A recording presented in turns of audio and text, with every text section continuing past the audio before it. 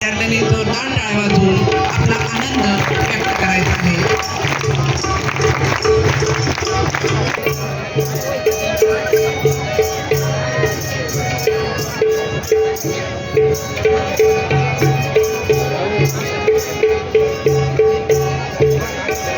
Language असं म्हणतात.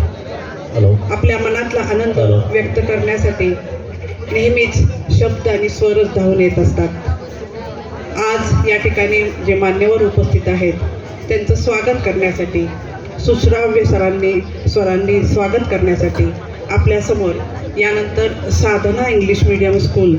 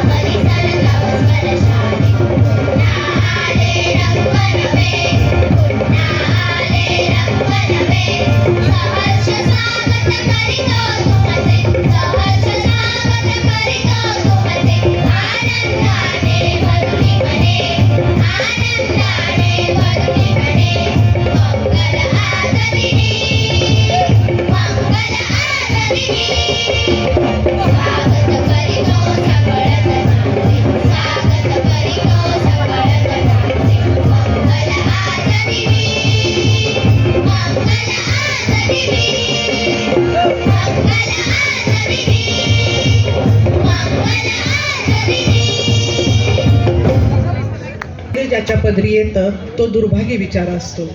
असं पुस्तकांचं मैत्र लाभलेला आपला सातारा आणि सातारचा सारा ग्रंथ महोत्सव समितीचा भाग आणि आपण सर्व वाचक नव्या शतकाच्या स्वागतासाठी सुरू झालेला हा ग्रंथ महोत्सव खरं तर यावर्षी 25व्या वर्षात पदार्पण करतोय.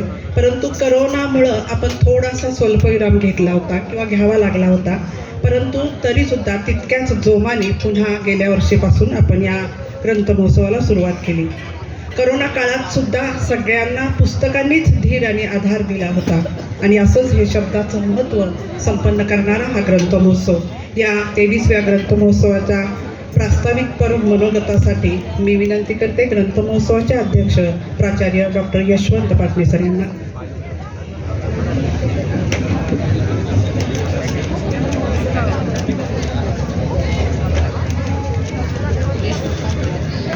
आजच्या 23व्या ग्रंथ महोत्सव या सोहळ्याचे उद्घाटक महाराष्ट्र राज्य विधानसभेचे माजी सभापती आणि नामवंत प्राध्यापक साहित्यिक आदरणीय अरुण गुजराती, या संमेलनासाठी उपस्थित असणारे सुप्रसिद्ध कवी आदरणीय अरुण म्हात्रे, ज्यांच्या सहकार्यामुळं हा ग्रंथ महोत्सव दिवसेंदिवस फुलतो आहे आणि खरोखरच असा साहित्य रसिक मुख्याधिकारी आम्हाला लाभणं हे आमच्या ग्रंथ महोत्सवाचं भाग्य आहे.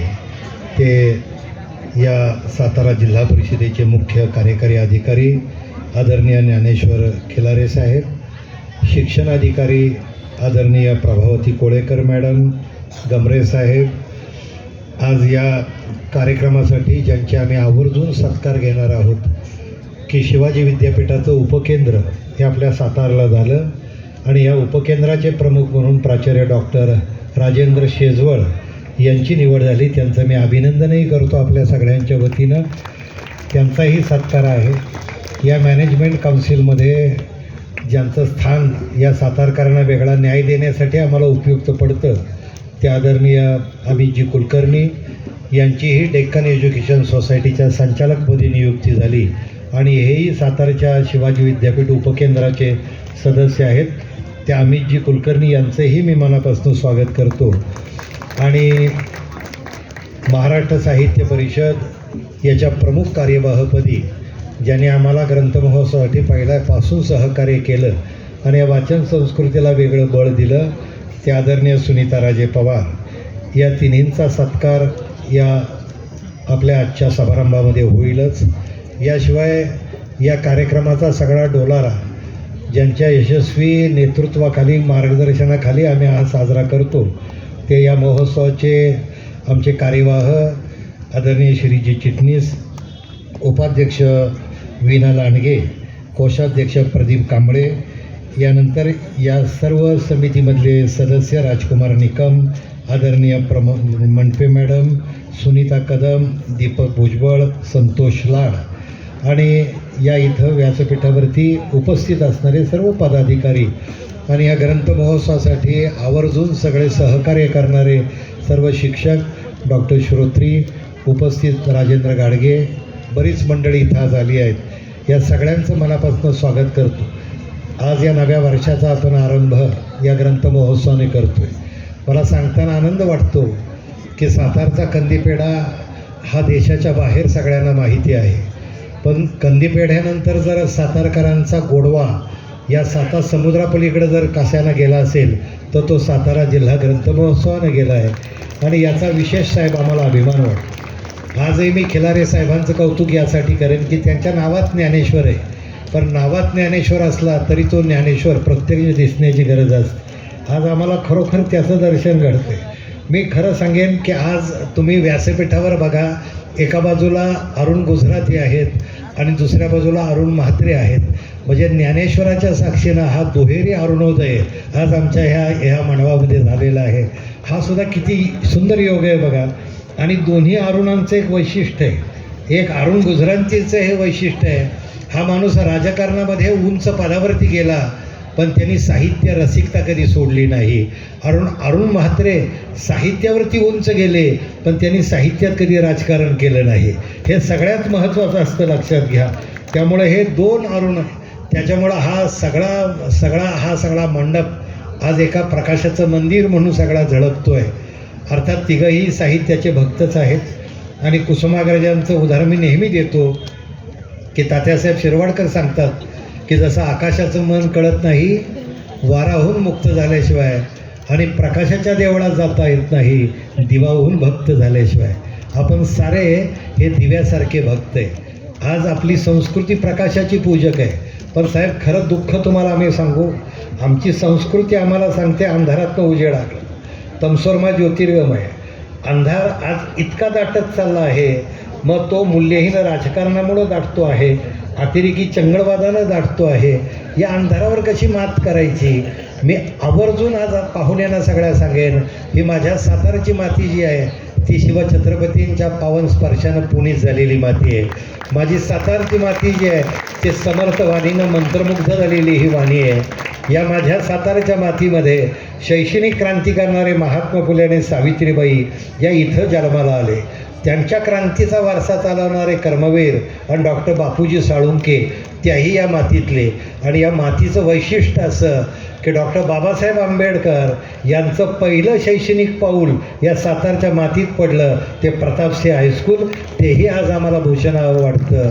त्याच्या पलीकडं या तुमच्या माझ्या मातीमधला एक बुलंद आवाज, एक गोड आवाज ज्याने रसिकांची मनं जिंकली ते शाहीर साबळे असतील, प्राचार्य शिवाजीराव भोसले असतील, बाबा महाराज सातारकर असतील. ही सातारची रत्नसुद्धा ह्याच मातीतली. आणि वैशिष्ट्य ज्याने आधुनिक काव्याला एक वेगळा आयाम दिला ते बासी मार्ढेकर. आणि पत्रकार असूनसुद्धा ज्यांनी स्वतःचा वेगळा ठसा उमटवला ते आगरकर. हे देखील आमच्या मातीतले.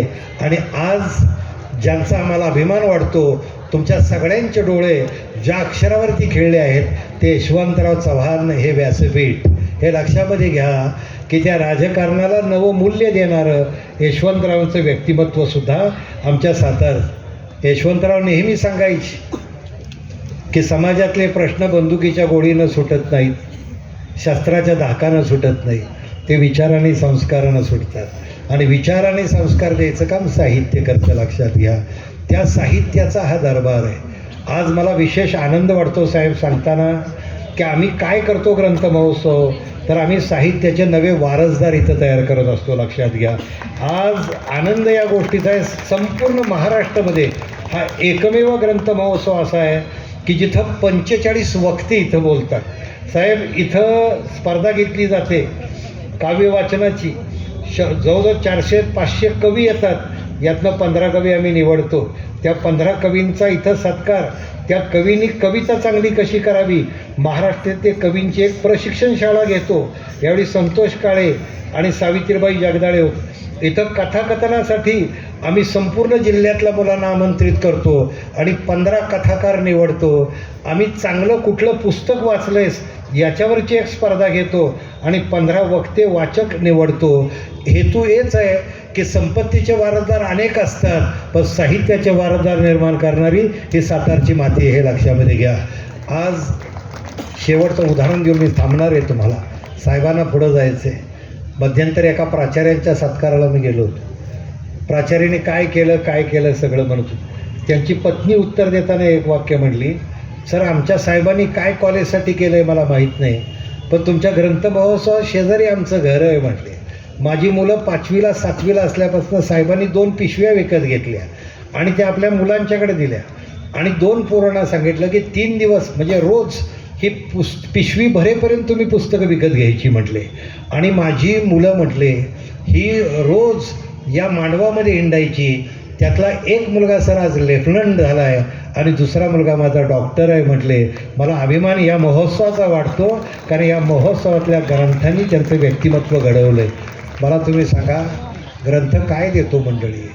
ग्रंथ विचार देतो. आजसुद्धा आम्ही आता दीप प्रज्वलन करणार आहे, पण अजून दीप प्रज्वलित झाला नाही.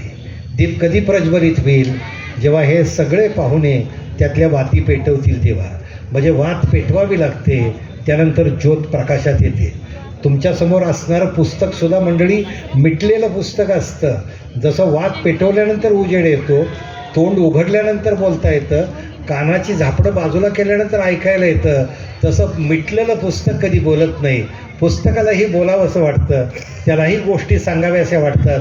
माझी विनंती एकच आहे, हे पुस्तक आता मिटल्या अवस्थेत तुम्हाला ग्रंथ महोत्सवात भेटेल. हे पुस्तक घ्यायचं, घरी जाऊन उघडायचं. मी शेवट करताना मी शिरीष चिटणीस आणि सुनीता कदम यांचं आज या सभेमध्ये विशेष अभिनंदन करतो आहे की साहेब, खिलारे साहेब, तुम्ही गेल्या वर्षी सुंदर भाषण केलं. आम्ही ते सगळं भाषण रेकॉर्ड केलं. आमच्यावेळी गेल्यावेळी जे आमचे उद्घाटक होते त्यांचं सगळं भाषण आम्ही रेकॉर्ड केलं. जे आमचे प्रमुख पाहुणे होते त्यांचं भाषण केलं. इथं जे जे परिसंवाद झाले त्यातली भाषणं रेकॉर्ड केली. याच्या पुढचं पहा, कारण इथली भाषणं हे समाजाचं विचारधन असतं, लक्षामध्ये घ्या. आणि हे विचारधन हे जर लोकांच्यापर्यंत जायचं असेल तर ते ग्रंथात बांधावं लागतं. आमचे शिरीष चिटणीस हे सहकार चळवळीतले नेते आहेत. त्यांची एक स्वतःची पतसंस्था आहे. ते आत्तापर्यंत सगळ्या ठेवी जमा करतात. पण त्यांचं पहिलं आणि सगळ्यात चांगलं काम कुठलं असेल तर सगळ्या भाषणांची वैचारिक ठेव त्यांनी ग्रंथाच्या रूपानं आज आम्हाला देत आहेत. मीही त्यांचं विशेष अभिनंदन करतो. या आलेल्या सगळ्या पाहुण्यांचं मनापासून अभिनंदन करतो. प्रभावती कोळेकर मॅडम यांना विशेष धन्यवाद देतो की मॅडम, तुमचंही पहिल्यापासून शेवटपर्यंत आम्हाला सहकार्य असतं. कारण हे विद्यार्थी हेच उद्याचे आमचे खरे वाचक आहेत. माझं पत्रकारांना जाताना विनंती आहे, आम्ही एवढे उत्कृष्ट कार्यक्रम घेत असतो.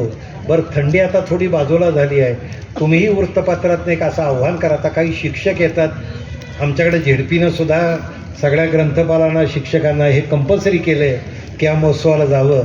पण सक्ती करणं हा प्रकार माझ्या मनाला पटत नाही. खरं तर साहित्याचे भक्त वाढले पाहिजेत. आमच्या संतोष काळेनं एक सुंदर कविता लिहिली आहे, फार छान लिहिली आहे बघा. आजच्या सगळ्या अवस्थेवर लिहिली आहे. आम्ही ज्यांना प्रमाणपत्र देणार आहे, या प्रमाणपत्रावर साहेब या 4च ओळी आहेत, त्या वाचून पूर्णविराम देतो भाषणाला. धर्मजात कधी आडवी नसते भक्तीला, धर्मजात कधी आडवी नसते भक्तीला, हवी आहे आत्मशक्ती, चालत राहो वाटा आणि पुस्तक असावं सोबतीला. चालत राहो वाटा आणि पुस्तक असावं सोबतीला. पुस्तक काय असतं? पुस्तक शब्दांच्या मोत्यात गुंफलेला हार असतो. वळणाच्या वाटेवर पुस्तक हाच खरा जीवनाचा आधार असतो. पुस्तक काय असतं?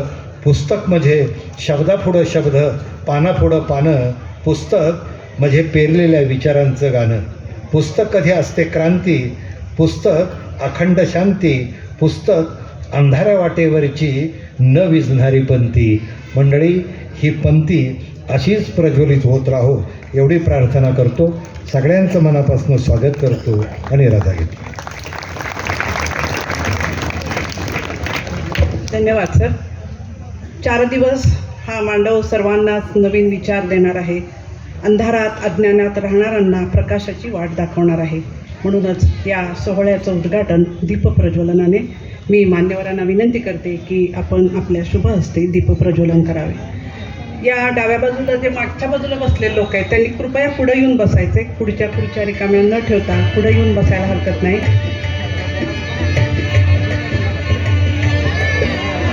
त्याच्या आसपास देवर आहे असे ग्रंथप्रेमी ज्ञानी अतिथी या ठिकाणी उपस्थित आहेत. या सर्व ज्ञानी अतिथींचं स्वागत ग्रंथमहोत्सवाच्या वतीने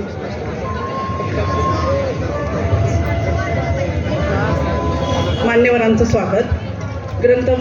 या ग्रंथमहोत्सवाचे उद्घाटक म्हणून माननीय अरुणभाई गुजराती ज्येष्ठ वक्ते आणि माजी विधानसभा अध्यक्ष या ठिकाणी उपस्थित आहेत. आजचे उद्घाटक म्हणून त्यांचं स्वागत या ठिकाणी मी विनंती करते खिलारी साहेबांना की त्यांनी अरुणभाई गुजराती यांचं स्वागत करावं.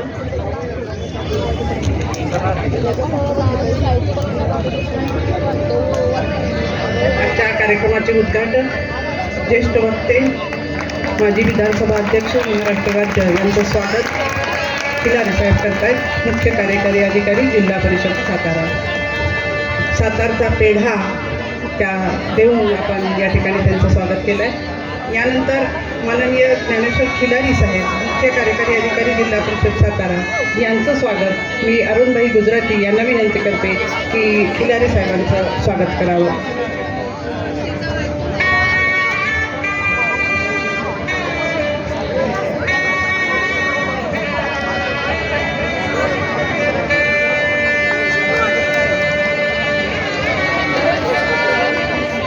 यानंतर आजच्या कार्यक्रमाचे दुसरे प्रमुख अतिथी माननीय अरुण मेत्रे सर, सुप्रसिद्ध कवी आणि गीतकार यांचं स्वागत श्री चिटणीस सर यांना मी विनंती करते की मेत्रे सरांचं स्वागत करावं. कवितेच्या माध्यमातून आणि गीतांच्या माध्यमातून ज्यांनी प्रत्येकाच्या मनामध्ये घर केलं आणि उंच माझा झोका याच्या माध्यमातून घराघरात लोकप्रिय झाले असे कवी माननीय अरुण मेत्रे सर यांचं स्वागत. यानंतर माननीय प्रभावती कोळेकर मॅडम शिक्षणाधिकारी माध्यमिक यांचंही स्वागत ग्रंथमहोत्सवाच्या वतीने मी अरुणभाई गुजराती सर यांना लांडगे सर यांना विनंती करते की त्यांनी त्यांचं स्वागत करावं. शिक्षणाधिकारी मॅडम ह्या ग्रंथमहोत्सव समितीच्याच असल्या तरी तुमच्या स्वागत करणं हे उचित आहे. या ठिकाणी शिक्षणाधिकारी मॅडम यांचं स्वागत ग्रंथमहोत्सवाच्या वतीने मीना लांडगे सर.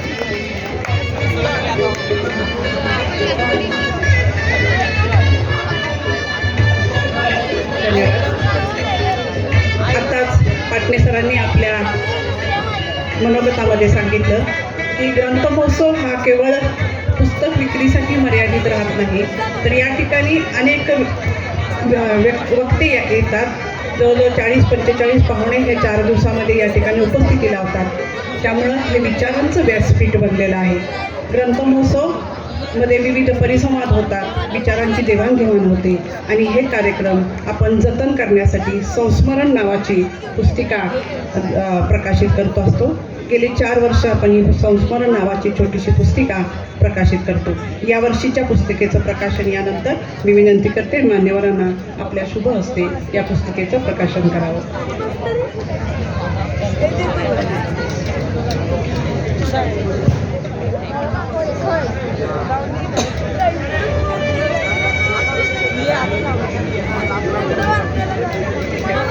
क्षमस्व, हा कार्यक्रम नंतर होईल. होईल जीवनाची उन्नती, ज्ञान विज्ञान आणि प्रगती, ऐसीच असावी ग्रंथसंपत्ती गावोगावी. सातारा शहरात ही अशीच ग्रंथसंपत्ती आहेच आहे, परंतु अशा विचारांच्या माणसांची सुद्धा, ज्येष्ठ व्यक्तींची सुद्धा संपत्ती साताऱ्याला लाभलेली आहे. अशाच काही व्यक्तींचा सन्मान यानंतर. सर्वप्रथम मी विनंती करते डॉक्टर राजेंद्र शेजवळ सर यांना, प्राचार्य डॉक्टर राजेंद्र शेजवळ सर यांना, की त्यांचा सत्कार या ठिकाणी होणार आहे. सातारा शहरामध्ये शिवाजी विद्यापीठाचं जे उपकेंद्र चालू होतं आहे, ही आपल्यासाठी सन्मानाची बाब आहेच. तर या केंद्राचे अध्यक्ष म्हणून प्राचार्य डॉक्टर राजेंद्र शेजवळ यांची नियुक्ती झाली. त्यांच्यासाठी हा अभिमान आहेच आहे, पण आम्हा सातारकरांसाठी सुद्धा हा अभिमान आहे. तो अभिमान आम्ही या सत्कारातून व्यक्त करतोय. मी विनंती करते अरुणभाई गुजराती साहेबांना की त्यांनी डॉक्टर राजेंद्र शेजवळ सर यांचं स्वागत करा, सत्कार करावा. प्राचार्य डॉक्टर राजेंद्र शेजवळ सर, सहसचिव श्री स्वामी विवेकानंद शिक्षण संस्था आणि आता शिवाजी विद्यापीठाच्या उपकेंद्राचे अध्यक्ष म्हणून त्यांचा सत्कार या ठिकाणी होत आहे. सातारा जिल्हा हा सरांनी मगाशी भाषणामध्ये सांगितलं, विविध व्यक्ती आणि विविध ज्येष्ठ व्यक्तींच्या पदस्पर्शाने पुनीत झालेला आहे. असंच एक सातारा जिल्ह्यातलं दुसरं एक व्यक्तिमत्व आणि जे आमच्या ग्रंथमहोत्सवाशी सुद्धा संबंधित आहे, सो सुनीता राजे पवार, प्रकाशिका संस्कृती प्रकाशन पुणे. सातारा जिल्ह्यातील पुसेगावची ही कन्या सातारा शहरात शिक्षण पूर्ण झालं आणि पुण्यामध्ये जाऊन प्रकाशन व्यवसायात ग्रंथ संस्कृतीमध्ये नावलौकिक मिळवला. नुकतीच त्यांची महाराष्ट्र साहित्य परिषदेच्या प्रमुख कार्यवाहपदी निवड झाली. त्याबद्दल त्यांचाही सत्कार या ठिकाणी.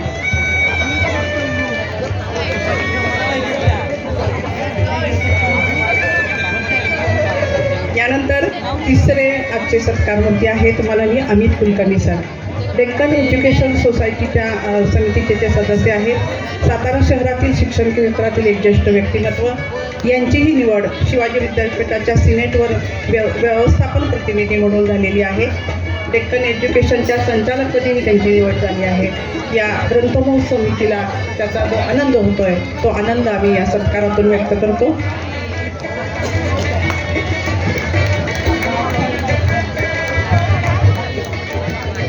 धन्यवाद. हा ग्रंथमहोत्सव संपन्न होण्यामागे अनेक लोकांच्या राबत्या हातांचं यश असतं आणि त्यातीलच एक आमचा पाठिंबा, आमचा आधार म्हणजे माननीय ज्ञानेश्वर खिलारी साहेब, मुख्य कार्यकारी अधिकारी जिल्हा परिषद सातारा. मी विनंती करते की त्यांनी या सोहळ्याला आपले शब्द द्यावेत.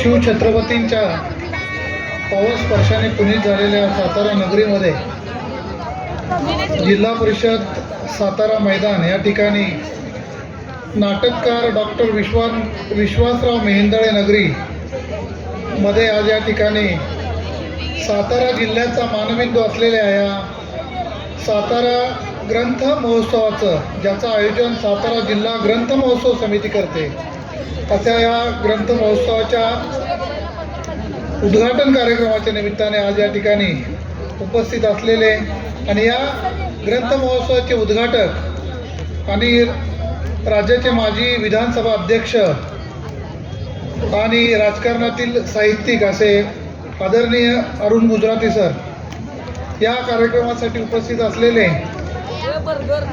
प्रसिद्ध कवी श्री अरुणजी म्हात्रे, या कार्यक्रमासाठी आणि या कार्यक्रमाच्या संयोजनाची जबाबदारी सांभाळणाऱ्या माझ्या सहकारी शिक्षण अधिकारी माध्यमिक श्रीमती प्रभावती कोळेकर, या कार्यक्रमासाठी उपस्थित असलेले विद्यापीठ उपकेंद्र प्रमुख, शिवाजी विद्यापीठाचे उपकेंद्र प्रमुख डॉक्टर राजेंद्र शेजवळ, डेक्कन कॉलेजच्या सिनेटचे सदस्य श्री कुलकर्णी, व्यासपीठावरील इतर मान्यवर आणि ज्यांचा या कार्यक्रमाचे संयोजक समिती, ज्याच्यामध्ये अध्यक्ष, या संयोजक समितीचे अध्यक्ष आणि या कार्यक्रमाची धुरा समर्थपणे सांभाळणारे आम्ही तर याच्यामध्ये सहभागी होणं आमचं कर्तव्य समजतो, पण आम्हाला त्या आमच्या कर्तव्यापेक्षा आमची स्तुती करून किंवा आम्हाला खरंच आम्ही ह्या आहोत असं जाणून देणारे असे डॉक्टर यशवंत पाटणे, या समितीचे कार्यवाह श्रीजी चिटणीस, प्राचार्य विना लांडगे आणि सर्व समितीचे सर्व सदस्य या ग्रंथ महोत्सवामध्ये आवर्जून सहभागी झालेले राज्याच्या विविध भागातील जवळजवळ 106 प्रकाशक की जे या ग्रंथ महोत्सवामध्ये आवर्जून सहभागी होतात. या कार्यक्रमासाठी उपस्थित असलेले सातारा शहरातील सर्व नागरिक, मान्यवर, विद्यार्थी मित्र आणि ज्यांचा आवर्जून उल्लेख करणं आवश्यक आहे असे आमचे पत्रकार बंधूंनो, हे अतिशय सातारा जिल्ह्याची एक अतिशय चांगली परंपरा या ठिकाणी आपण गेली 23 वर्ष जपतोय. सातारा जिल्ह्याचा हा ग्रंथ महोत्सव हा साताराच्या साहित्य चळवळीमधला अतिशय एक महत्त्वाचा असा कार्यक्रम आहे आणि तो कार्यक्रम ही ग्रंथ महोत्सव समिती अतिशय मोठ्या प्रमाणामध्ये आणि अतिशय हिरिरीने राबवते. त्याच्यामध्ये ते स्वतःचा म्हणजे वेळ असेल, श्रम असतील किंवा त्याच्यामध्ये आर्थिक झळ सोसू नये हा उपक्रम ही समिती अनेक वर्ष चालवते आणि त्याच्यासाठी कुठलाही ते याच्यासाठी कुठलाही ते हे घेत नाही की प्रायोजक घेत नाही. ह्या होणाऱ्या या ग्रंथ चळवळीतनंच हा सगळा ग्रंथ महोत्सव चालवला जातो आणि एक मोठी पुस्तकांची चळवळ ह्या जिल्ह्यामध्ये चालवण्याचं काम ग्रंथ समिती करते. ह्या ग्रंथ समितीमध्ये मागच्या वर्षी आपल्याला सांगणं आवश्यक आहे की 4 कोटी रुपयांची पुस्तकं या ठिकाणी विक्री झाली. एक मोठा असा साहित्यिक आणि अतिशय अमोल असा ठेवा या निमित्ताने घराघरामध्ये पोहोचला आणि घराघरातली मुलं असतील, वरिष्ठ असतील, पालक असतील, तरुण असतील किंवा वयस्कर मंडळी असतील, यांच्या हातामध्ये ही सगळी पुस्तकं पोहोचली आणि या निमित्ताने एक मोठी चळवळ या सातारा जिल्ह्यामध्ये आवर्जून सुरू झाली. पाटणे सरांनी सांगितलं तशी सातारा जिल्ह्याला अतिशय मोठा असा वारसा आहे. साहित्याचा असेल, साहित्याच्या वारसामध्ये किंवा समाज सुधारणेचा वारसा आहे. महात्मा फुले क्रांतिज्योती ज्यांचा परवा दिवशी अतिशय मोठ्या प्रमाणात आपण त्यांचं एक जयंती साजरी केली. अशा क्रांतिज्योती सावित्रीबाई फुले या सगळ्यांच्या ज्यांची जन्मस्थळे या जिल्ह्यामध्ये आहे. एक अतिशय वेगळी अशी सामाजिक चळवळ या जिल्ह्याने पाहिलेली आहे, अनुभवलेली आहे. सामाजिक चळवळी कधी तयार होतात तर ज्या व्यक्तीचा किंवा ज्या समाजाचा वाचन स्तर असेल किंवा एक सामाजिक गुणवत्तेचा स्तर चांगला असतो त्या ठिकाणी अशी नररत्न जन्माला येतात आणि एक त्या माध्यमातून एक पोषक अशी चळवळ या जिल्ह्यामध्ये सुरू होते. या चळवळीमध्ये जिल्हा परिषदेचा म्हणून अतिशय मोठा सहभाग व्हावा अशी माझी नेहमी धारणा असते. मी आमच्या सर्व शिक्षण अधिकाऱ्यांनी सर्व शाळांच्या मुख्याध्यापकांना आवाहन केलेलं आहे की त्यांनी या ग्रंथ महोत्सवामध्ये सामील व्हायचं आहे. जास्तीत जास्त पुस्तकं आपण आपल्या घरापर्यंत पोहोचवली पाहिजे. यामध्ये मी गुजराती सरांना सांगू इच्छितो किंवा संयोजन समितीला सांगू इच्छितो की आम्ही येत्या वर्षभरामध्ये आम्ही एक जिल्ह्यामध्ये आदर्श शाळा ही संकल्पना प्राथमिक शाळांमध्ये राबवतोय आणि आदर्श शाळा केव्हा होऊ शकेल जर त्या ठिकाणी वाचणारा विद्यार्थी म्हणजे शिकणारा विद्यार्थी हा जर चिकित्सक असेल, चांगला वाचक असेल, चांगली गोष्ट तर चांगली विचारमूल्य जपणारा असेल तरच ही शाळा आणि या सगळ्या शाळा आदर्श होतील. फक्त भिंती रंगवून आणि कंपाऊंड रंगवून आम्ही शाळा आदर्श करू शकणार नाही. त्यामुळे आम्ही हा निर्णय घेतलेला आहे की या सर्व शाळांमध्ये ह्या वर्षी आम्ही 55 शाळा आणि पुढच्या वर्षामध्ये 250 शाळा आम्ही आदर्श शाळा करतोय. ह्या सर्व शाळांमध्ये आम्ही सुसज्ज अशी ग्रंथालय तयार करतोय ज्याच्यामध्ये किमान 1000 पुस्तकांचा आमचा संग्रह त्या ठिकाणी या पुढच्या वर्षामध्ये पोहोचेल.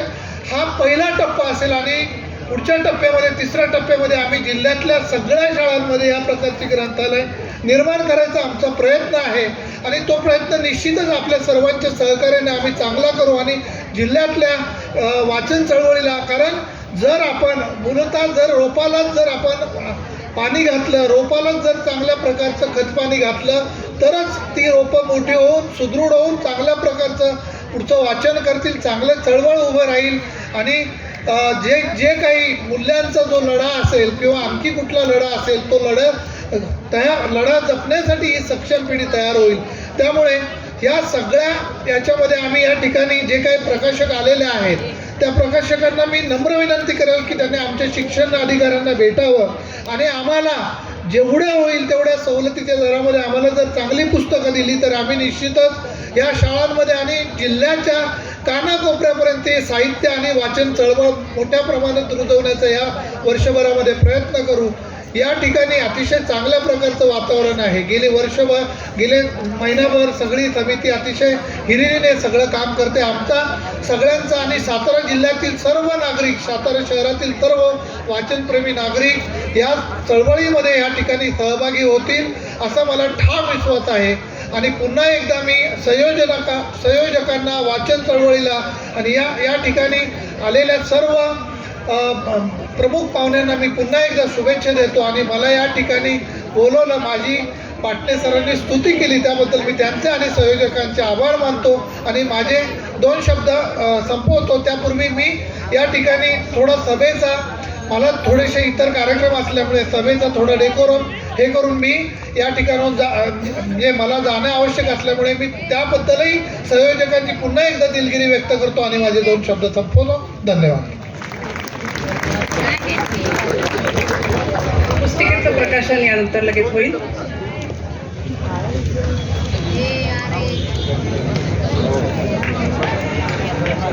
संस्मरण नावाची ग्रंथ महोत्सवाची गेल्या वर्षीच्या संपूर्ण कार्यक्रमांची नोंद असलेले असं हे छोटंसं पुस्तक, याचं या ठिकाणी प्रकाशन होत आहे मान्यवरांच्या शुभ हस्ते.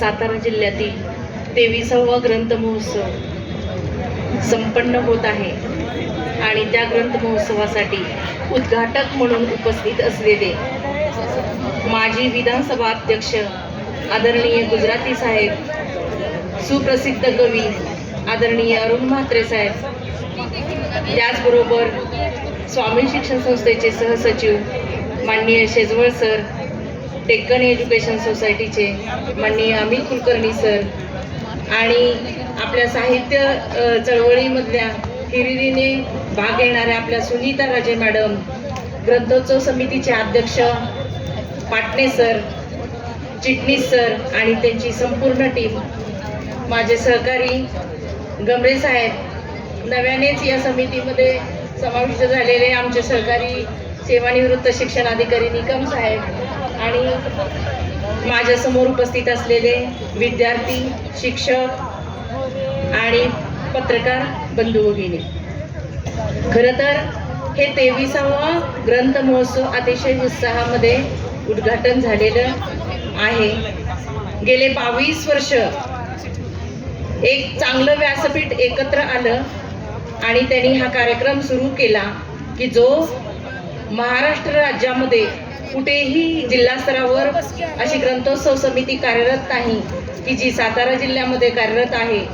खरं तर कोणताही उपक्रम सुरू होतो तो थोडेफार दिवस, थोडेफार वर्ष चालतो आणि नंतर बंद पडतो.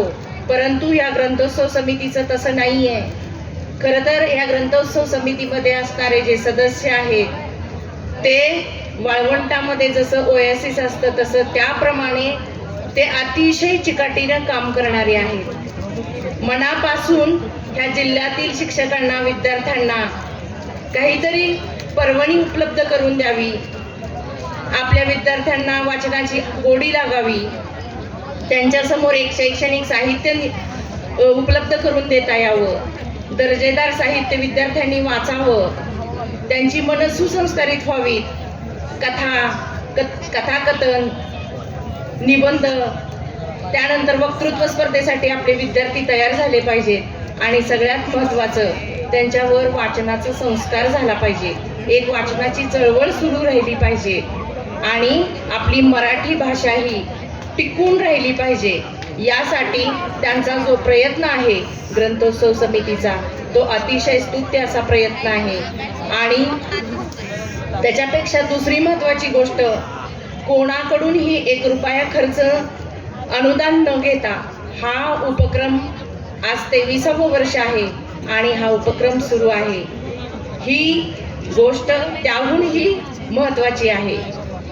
अनुदान घेऊन सगळेजण उपक्रम साजरे करतात, परंतु कोणतंही 1 रुपयाचं अनुदान न घेता एवढा मोठा उपक्रम करणं ही सोपी गोष्ट नाही आहे. परंतु प्रत्येकजण त्यासाठी प्रयत्न करत असतात, कष्ट करत असतात आणि त्यांच्या कष्टातून हे साकार होत आहे. मी आपल्यासमोर एक सुप्रसिद्ध कवी आणि व्याख्याते आहेत, मला त्यांना ऐकायचं आहे. फक्त मी आपल्या विद्यार्थी आणि शिक्षकांना एवढंच सांगणार आहे, शिक्षकांना एक जाणीव करून देणार आहे की आपला जो असरचा रिपोर्ट आहे, नॅसचा रिपोर्ट आहे आणि स्टेट लेवल अचिव्हमेंट सर्वेचा रिपोर्ट आहे, त्या रिपोर्टमध्ये आपल्या भाषेची संपादन जर आपण बघितली तर इयत्ता 3रीची विद्यार्थ्यांना वाचन आणि लेखन क्षमतेमध्ये अजून 30% वाढ करण्यासाठी आपल्याला संधी आहे. त्याच्या पुढं आपण 5वीमध्ये गेलो, 8वीमध्ये गेलो तर जवळजवळ 50% अजून काम करायचं बाकी आहे. अजून आपण पहिल्या स्टेपमधून वर गेलेलो नाही आहे, अजून वाचनातच अडकलेलो आहोत. बाराखडी आणि वाचन तिथंच आहोत आपण. मग आपण विद्यार्थ्यांना यातून कधी बाहेर काढणार आहोत, कधी पुढे जाणार आहोत? तर आपण आत्मचिंतन करण्याची खरोखर गरज आहे.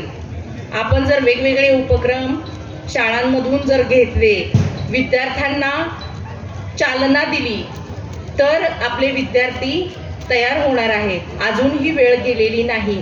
जरी मागचा सर्वे असेल तरी आता इथून पुढे तुम्ही प्रत्येक स्कूलवर हा कार्यक्रम आयोजित करू शकत नसला तरी इथं जिल्हा स्तरावर कार्यक्रम आयोजित केलेला आहे.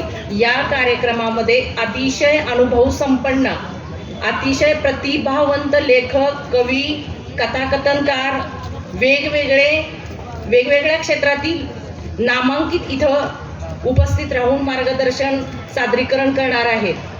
तर आपल्या विद्यार्थ्यांना त्याचा लाभ करून द्यायचा आहे आणि मुख्याध्यापकांनी आपल्या शिक्षकांनाही लाभ करून द्यायचा आहे. इथं या कार्यक्रमासाठी त्यांनी उपस्थित राहायचं आहे. एवढीच मी सर्व शिक्षक, शाळा आणि विद्यार्थ्यांना विनंती करते. विद्यार्थ्यांना अजून एक सूचना आहे, आपण प्रत्येक स्टॉलवरती जावं, वेगवेगळ्या पुस्तकांचं निरीक्षण करावं, पुस्तकं विकत घ्यावीत आणि त्यांचं वाचन करायचं आहे. आणि शिक्षकांनी विद्यार्थ्यांना वाचनाची आवड लावून एक वाचक वर्ग तयार करून एक वाचन चळवळ जागृत करावयाची आहे. खरं तर महाराष्ट्र शासनाला वाचन चळवळ जागृत व्हावी म्हणून शासनाने 22 नोव्हेंबर रोजी वाचन चळवळीचा GR काढलेला आहे. महाराष्ट्रामध्ये जर आपल्याला अशी करायची वेळ येत असेल तर खरोखरच आपण शिक्षक आणि मुख्याध्यापक आपल्याला आत्मचिंतन करायची गरज आहे. तर आपल्याला इथं उपस्थित राहायचं आहे. वेगवेगळ्या कार्यक्रमांमध्ये अटेंड राहून आपल्याला त्याचं ज्ञान करून घ्यायचं आहे आणि आपल्या विद्यार्थ्यांना पण ती संधी उपलब्ध करून द्यायची आहे.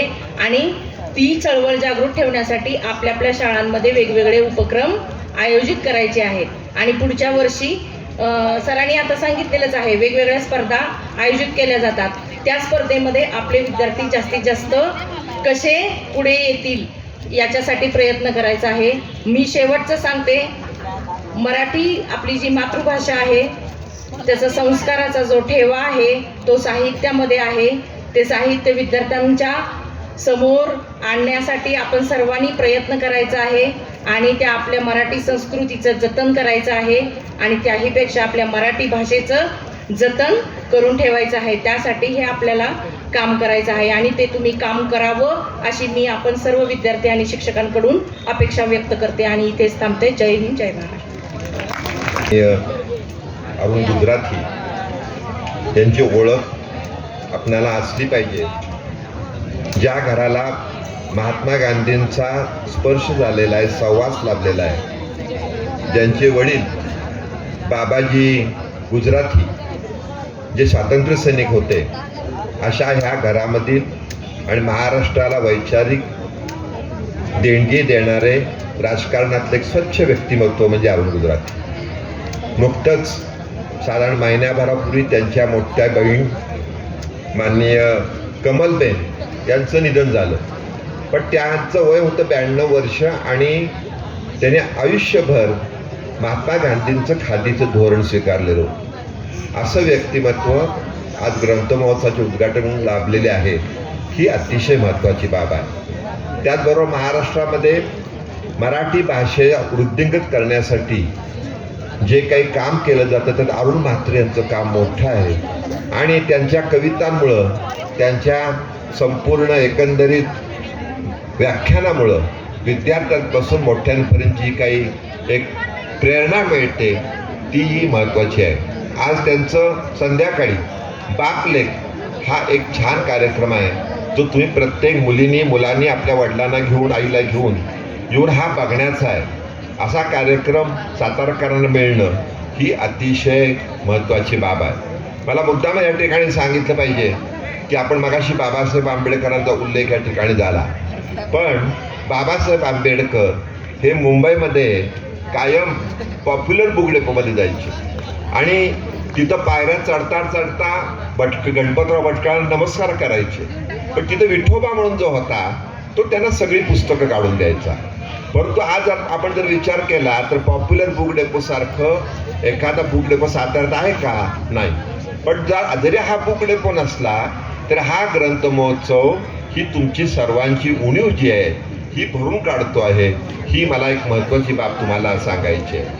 दुसरी महत्त्वाची बाब म्हणजे वाचन संस्कार किती महत्त्वाचा असतो. कारण अरुण गुजराती महात्मा गांधींची विशेषतः अनुयायी आहे.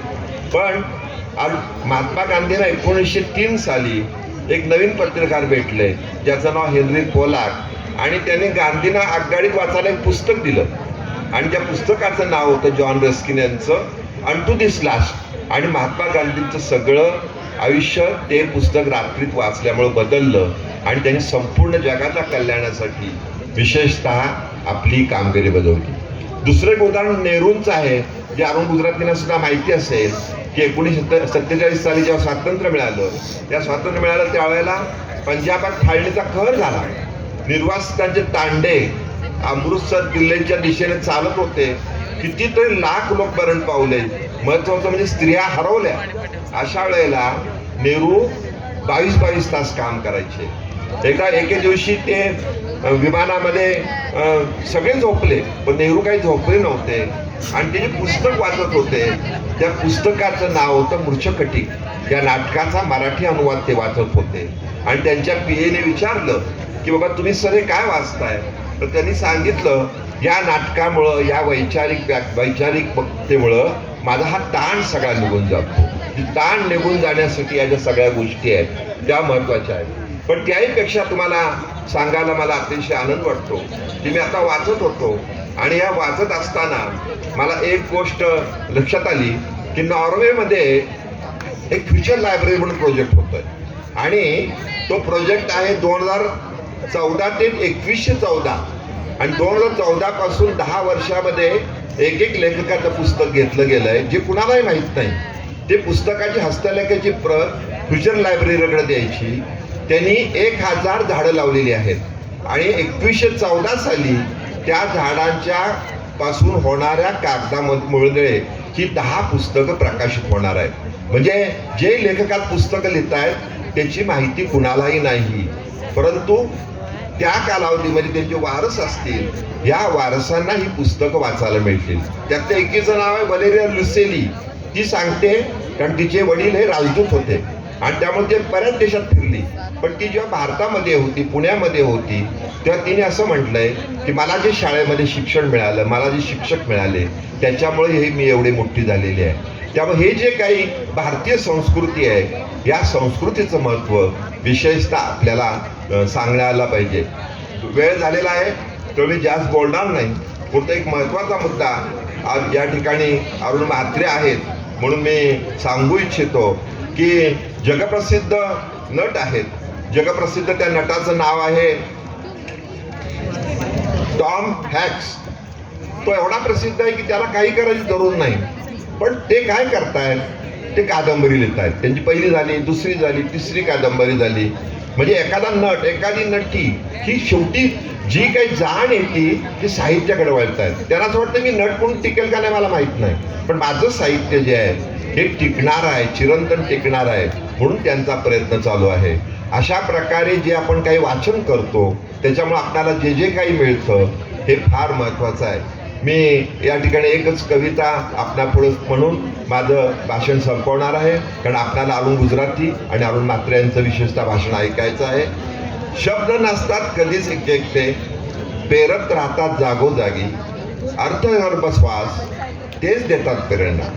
लागतो मनास शब्दसंगतीचा ध्यास, ओळी ओळीमध्ये असतो अवकाश जाणीवांचा, शब्द शब्द वाचताकडे सन्मान लेखणीचा. पण हे मी सांगताना दुसरी एक महत्त्वाची बाब आपणाला सांगू इच्छितो की सातारा ग्रंथ महोत्सव किती महत्त्वाचा झाला आहे. तर आपल्या सातारा जिल्ह्याचे एक सुपुत्र आहे सुभाष जोशी, ज्यांचं उत्कर्ष प्रकाशन संस्था पुण्यामध्ये आहे. त्यांचे 40 कस्टमर म्हणजे आपण म्हणतो बुक डेपो हे मुंबईमध्ये होते आणि त्यांची 40 ठिकाणी पुस्तकं जात होती. पण आज 3 ते 4 ठिकाणी जातात, म्हणजे 36 ठिकाणची पुस्तकाची दुकानामध्ये आता ह्यांची पुस्तकं जात नाहीत. म्हणजे एका बाजूला वाचन संस्कृती कमी होत असताना सातारमध्ये मात्र महाराष्ट्रातील वेगवेगळे प्रकाशक, वेगवेगळे पुस्तक डेपोवाले येत आहेत आणि वेगवेगळ्या लेखकांची पुस्तकं त्या माध्यमातून पुढे जात आहेत. ही बाब एवढ्यासाठी मी अधोरेखित करतो की शासनाने भिलार हे गाव पुस्तकाचं केलं, पण सातारकरांनी स्वतःच हे पुस्तकाचं शहर निर्माण केलेलं आहे आणि पुस्तकाचं शहर निर्माण केल्यामुळं आपणाला जी काही पुस्तकं वाचायला मिळतात हे महत्त्वाचं काम आपल्यापर्यंत होतं. या ग्रंथमहोत्सवाच्या माध्यमातून आपण लेखकांची, कवींची वेगळी पिढी निर्माण करतो, ही बाब वेगळी. पण सगळ्यात महत्त्वाचं म्हणजे जी व्यक्ती, जो विद्यार्थी या व्यासपीठावर येऊन बोलतो त्याची ॲटोमॅटिक इंटरव्ह्यूची तयारी झालेली असते. म्हणजे आपल्याला माहिती आहे आता तुम्हाला इंटरव्ह्यू द्यायला कंपनीत जावं लागत नाही, तुम्हाला ऑनलाईन इंटरव्ह्यू घेतला जातो. त्यामुळं आपण हा मुद्दा लक्षात घेतला पाहिजे की वाचनाबरोबर या व्यासपीठाचं महत्त्व त्याच्यावर आपल्याला बोलायला मिळालं पाहिजे. आणि दुसऱ्या बाजूनी वेगवेगळ्या पद्धतीतून नाटकामध्ये काम करणं, हे सगळं जर आपल्या माध्यमातून झालं तर आपल्याला पुढच्या आयुष्यामध्ये वेगवेगळी द्वारं खुली होतील, याच्याबद्दल मला विश्वास वाटतो. आपण 4 दिवसामध्ये वेगवेगळ्या कार्यक्रमाला याल याबद्दल मला नक्की खात्री आहे. पुन्हा एकदा या ठिकाणी सर्वांचं स्वागत करतो आणि माझं प्रास्ताविकपणा, माझं मनोगतपणा मी संपवतो. जय हिंद, जय महाराष्ट्र.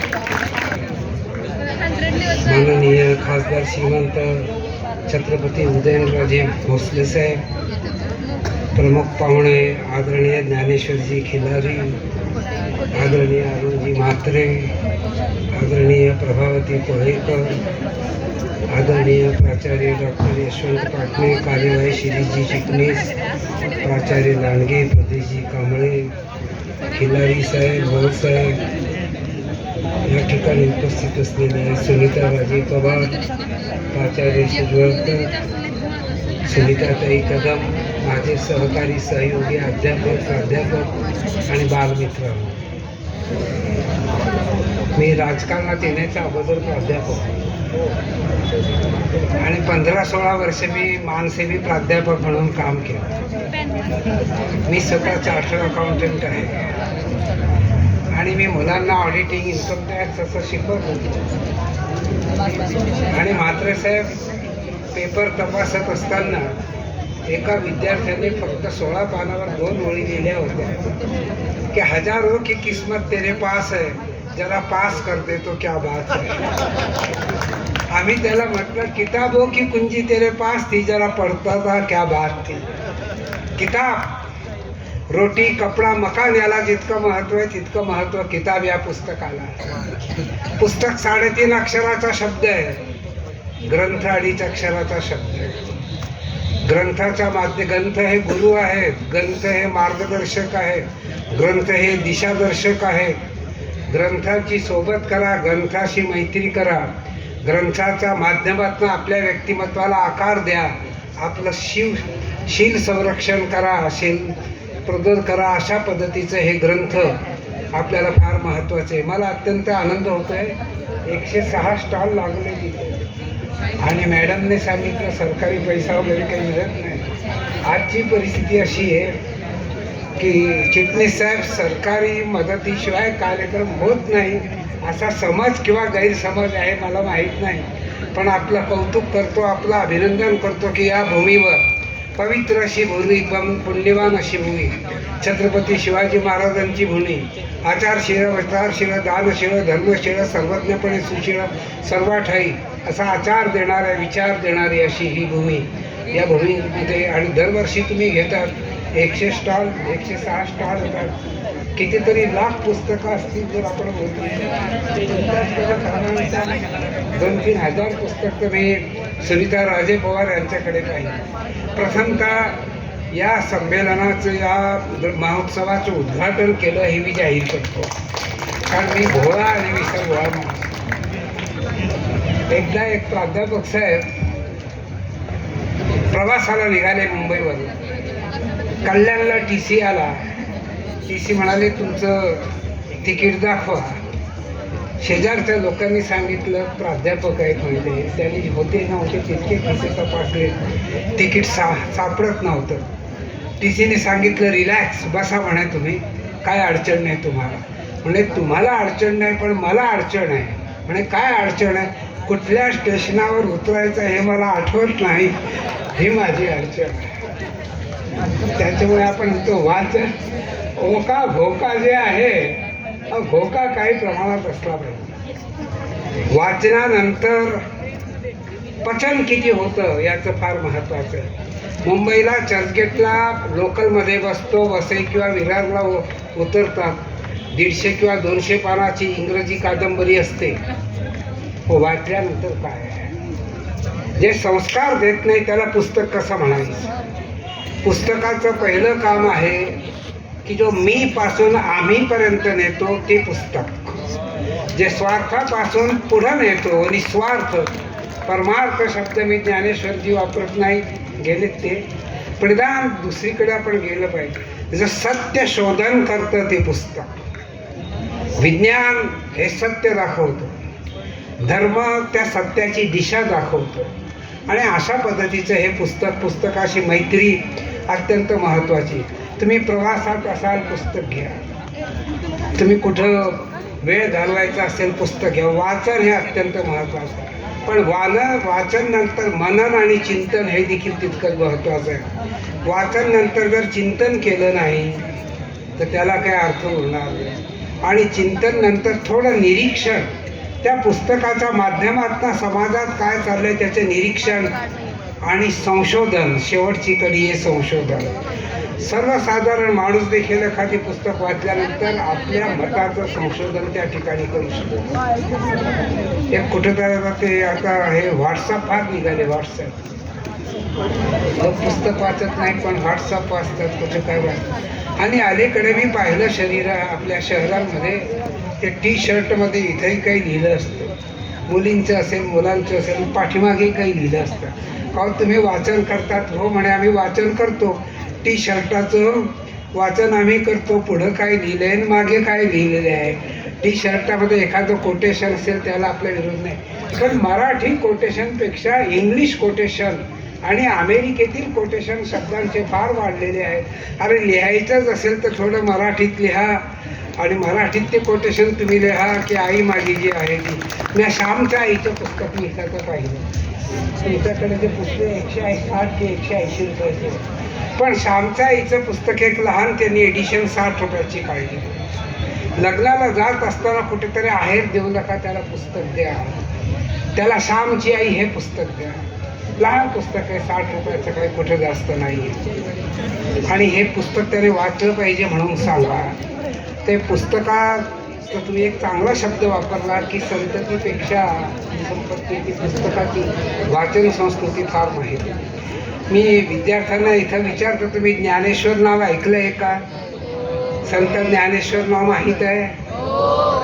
ज्ञानेश्वर नाव माहीत. संत नामदेव माहीत आहे? संत तुकाराम माहीत आहे? हुशार मंडळी, त्यांना नावं तरी माहीत आहे.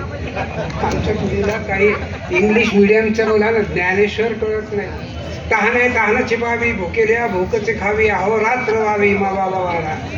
ज्ञानेश्वर म्हणतात तहान लागली तर तहान प्या, भूक लागली तर भूक खा, फार उकडायला लागलं तर अग्नीच्या शेजारी बसा, फार थंडी वाजायला लागली तर बर्फाची चादर अंगावर घ्या. हे सांगणारे ज्ञानेश्वर.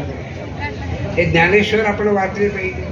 पै जगी जीवनासारखे वस्तू उपरवी उपरवे, परी जाते जीवित राखे तृणाला. ज्ञानेश्वराच्या जीवनातून समर्पण हा शब्द मला फार आवडतो. पाऊस पडतो, वृक्षांना पाऊस देतो, पाणी देतो, पिकांना पाणी देतो, गवताला पाणी देतो आणि मातीत जिरून जातो. किती समर्थ आहे. लोक असं म्हणतात की ज्ञानेश्वराला मार्केटिंगच जमलं नाही म्हणून. आजचा जमाना मार्केटिंगचा जमाना. मला तर असं येतं की म्हणजे आपल्या संतांना मार्केटिंग जमलं नाही. म्हटलं ठीक आहे, तुमचा विचार तुम्ही ठेवा, आमचा विचार आम्ही ठेवू. पण हे वाचलं पाहिजे. आपल्याला आपल्या जीवनाच्या संदर्भात केवळ धार्मिक वाचा असंही आम्ही मानत नाही. आमच्या खानदेशातील बहिणाबाई, आपण आला होता त्या आपल्या कार्यक्रमातलं झालं होतं. ती बहिणाबाई, तिला लिहिता येत नव्हतं, वाचता येत नव्हतं, पण कविता तयार केली. आणि विज्ञानवादी, नको रे ज्योतिषा माझा दारी येऊ, माझे जिरो मला कळे नको माझा हात, माझं भविष्य मला कळे नको माझा हात. एक हिंदी कवी म्हणतो, हाथ की रेखाओं में नसीब नहीं होता, अरे जिसको हाथ नहीं होता उसको भी नसीब होता है. पण नशीब नशीब म्हणून आयुष्य वाया घालवायचं नाही. कर्तृत्व फार महत्त्वाचं आहे. आणि हे कर्तृत्व आपल्याला आपल्या पालकांकडनं मिळतं, आपल्या अध्यापकांकडनं मिळतं, आपल्या पुस्तकांना सोबत चर्चा करा. संवाद जीवनाचा फार महत्त्वाचा आहे. जे संवाद या शब्दामध्येही वाद आहे, पण त्या वादापेक्षा संवाद काय माझ्या लक्षात नाही. धन्यवाद या शब्दामध्येही वाद आहे. मी म्हणतो तुमचं धन्यवाद. आता धन्यवाद शब्दात वाद कुठून आला हे अजून मला काही कळलं नाही. पण संवाद जीवनाचा हरवू नका. पुस्तकाशी संवाद करा, मित्रांशी संवाद करा, अध्यापकांशी संवाद करा. तर असा हा जो संवाद आहे, पुस्तक वाचन हे अत्यंत महत्त्वाचं आहे. जो वाचणार नाही तो वाचणार नाही असं म्हणतात, पण फक्त वाचून काय फायदा. फक्त वाचन महत्त्वाचं नाही. मग सांगितलं त्या पद्धतीने मी म्हणतो एक लहान लहान नोट्स आपण जर दिल्या विद्यार्थ्यांना, लिहा, पालकांनी दिल्या पाहिजे. पण 10 ग्रंथ तर तुम्ही ठेवा घरात, 10 पुस्तकं तर ठेवा. कुठली संतांची ठेवा, अध्यात्माची ठेवा, कुठे विज्ञानाची ठेवा. शेवटी विज्ञानाचा बेस जो आहे तो देखील पुस्तक आहे. पुस्तकाच्या माध्यमातून सत्यशोधन म्हणून आपण विज्ञानाकडे जातो. आणि आताची जी आहे, आता ते मेल आणि ते याच्यामध्ये संबंध, ईमेल आहे, नेट आहे, याच्या सगळ्यामध्ये मी आता एक मासिकात वाचलं, फक्त हेडिंग वाचलं की शिक्षण क्षेत्रातून पुस्तक आता बाहेर. तर काय अजून माझं अरुणजी माझ्या लक्षात, शिक्षणातून पुस्तक कसं बाहेर होईल. टीचरलेस क्लासरूम मी समजू शकतो, क्लासलेस कॉलेज हे मी समजू शकतो, पण एज्युकेशन विदाऊट बुक हे मी समजू शकत नाही. जरा वाचून त्यांच्याशी चर्चा करता येईल आपल्याला. म्हणून ही पुस्तकं अत्यंत महत्त्वाची. आणि याच्या माध्यमातून आपण पुढं गेलं पाहिजे. आमच्या बहिणाबाईंच्या कविता वाचा तुम्ही. अरे माणूस माणूस केव्हा होशील रे माणूस, असं जे म्हणतं की माणूस पण अत्यंत महत्त्वाचं. ज्याच्या जीवात माणूस पण नाही ते महत्त्वाचं. बुद्धिमत्ता, गुणवत्ता महत्त्वाची की नीतिमत्ता आणि मानवता महत्त्वाची, याचा निर्णय घ्या. बुद्धिमत्ता असेल पण नीतिमत्ता नसेल, बुद्धिमत्ता असेल आणि मानवता नसेल, ती बुद्धिमत्ता कामाची. मे महिना होता, 12 वाजेची वेळ होती. एका मुलाला फार तहान लागली. तो म्हणले मला तहान लागली. एक दुकान असेल किंवा ऑफिस असेल. त्याने सांगितलं बाबूजी प्यास लगी है, पानी पिला दे. म्हणजे रुक जा, आदमी आ रहा है. त्याने अजून 5 मिनिटांनी सांगितलं बहुत प्यास लगी है, पानी पिला दे. बोले रुक, आदमी आ रहा है. त्या मुलाने काय सांगितलं, तू आदमी बन जा और पानी पिला दे. तो माणूस बनला आणि पाणी लहानपण देगा जेव्हा तुझ्या विसरण बाबा. आता असं की हे माणूस पण देगा जेव्हा तुझा विसरण व्हा. माणूस पण जगवा. या देशातलं माणूस पण आपण जगवलं पाहिजे. आणि सत्य शोधन करत असताना त्याला 2 बाबी असतात. सत्याचं शोधन अत्यंत महत्त्वाचं आहे.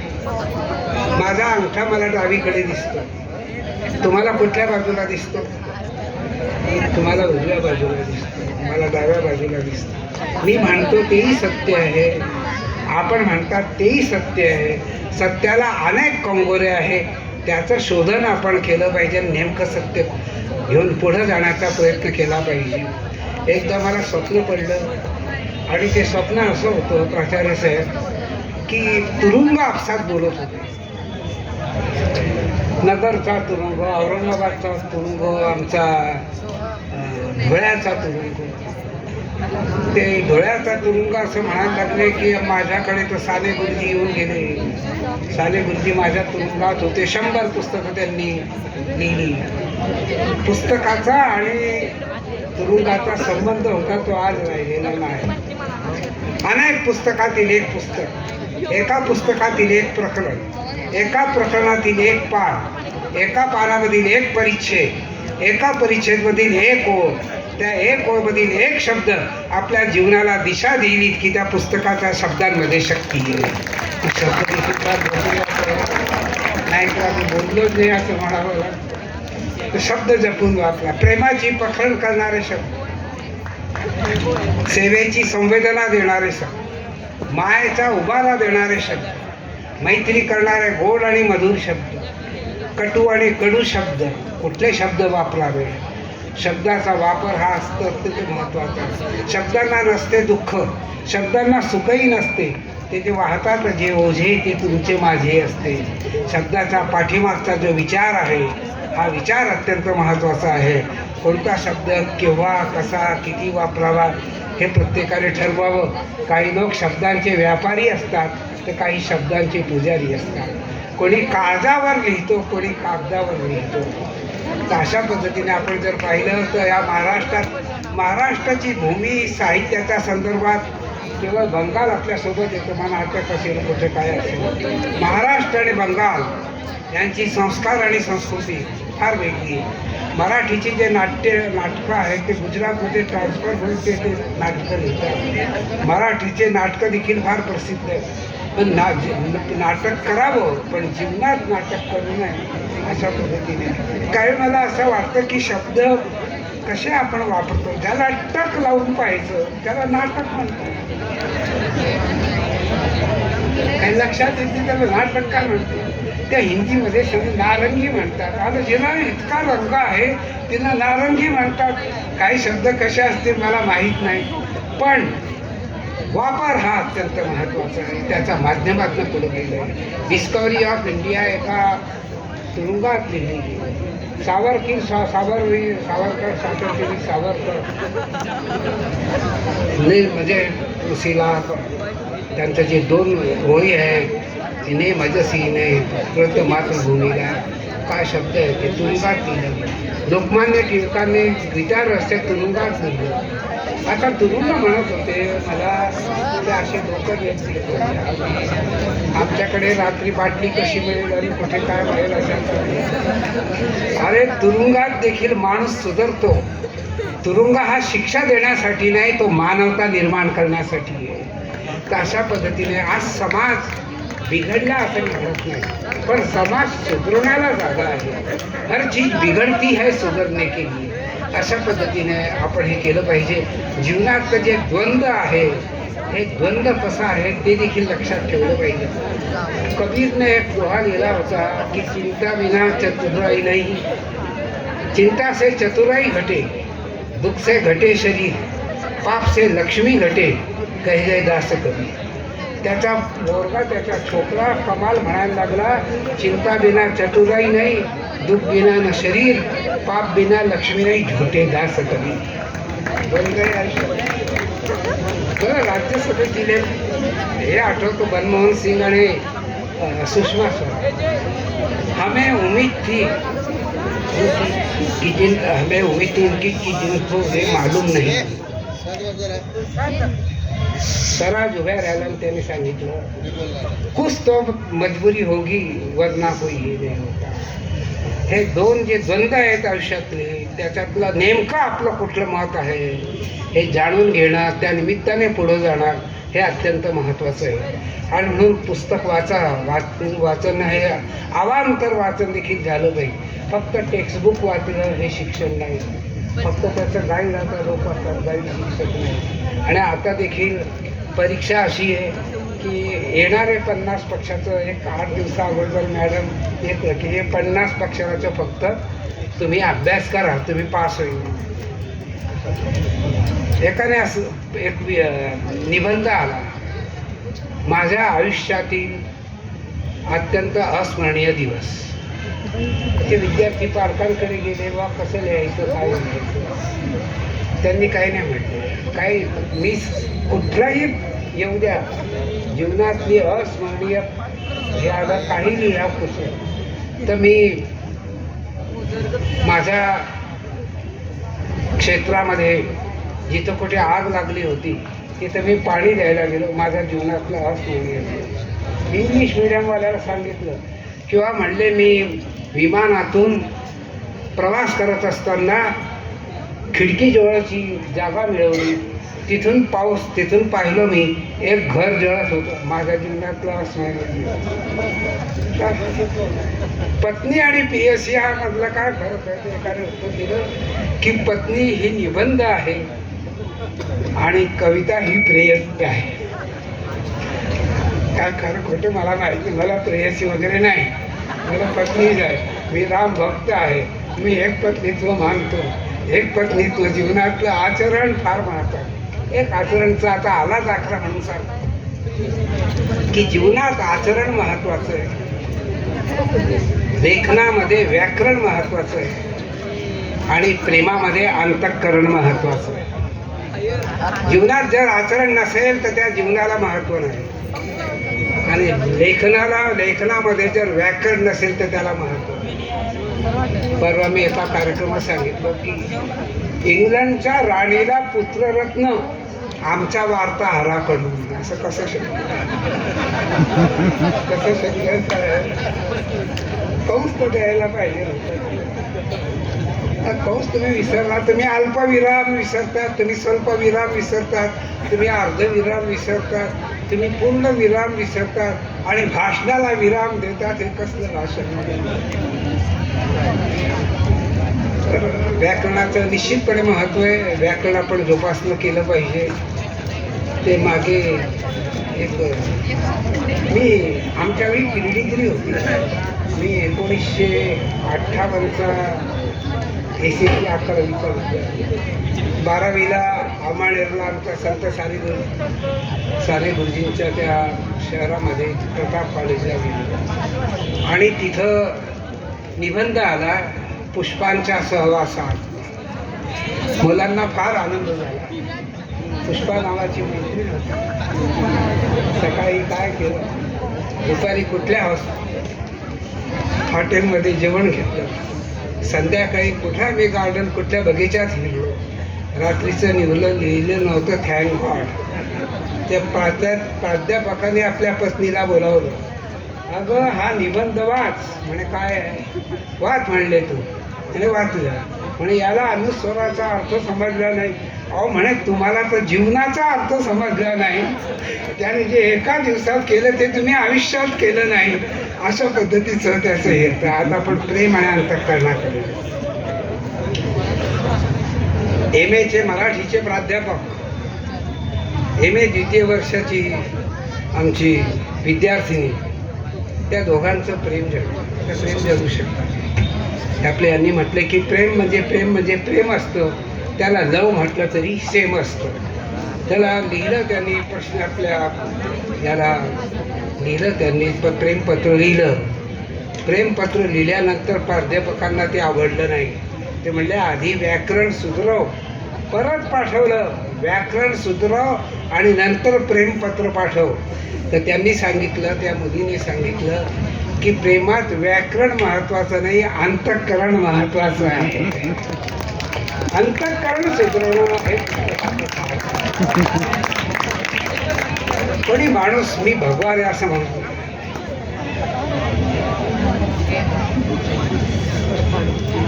मस्जिद में जाकर हम नमाज पढ़ लेते हैं और मंदिर में जाकर हम जाप कर लेते हैं, लेकिन कभी इंसान का भगवान नहीं हो जाए इसलिए थोडा पाप कर लेते हैं.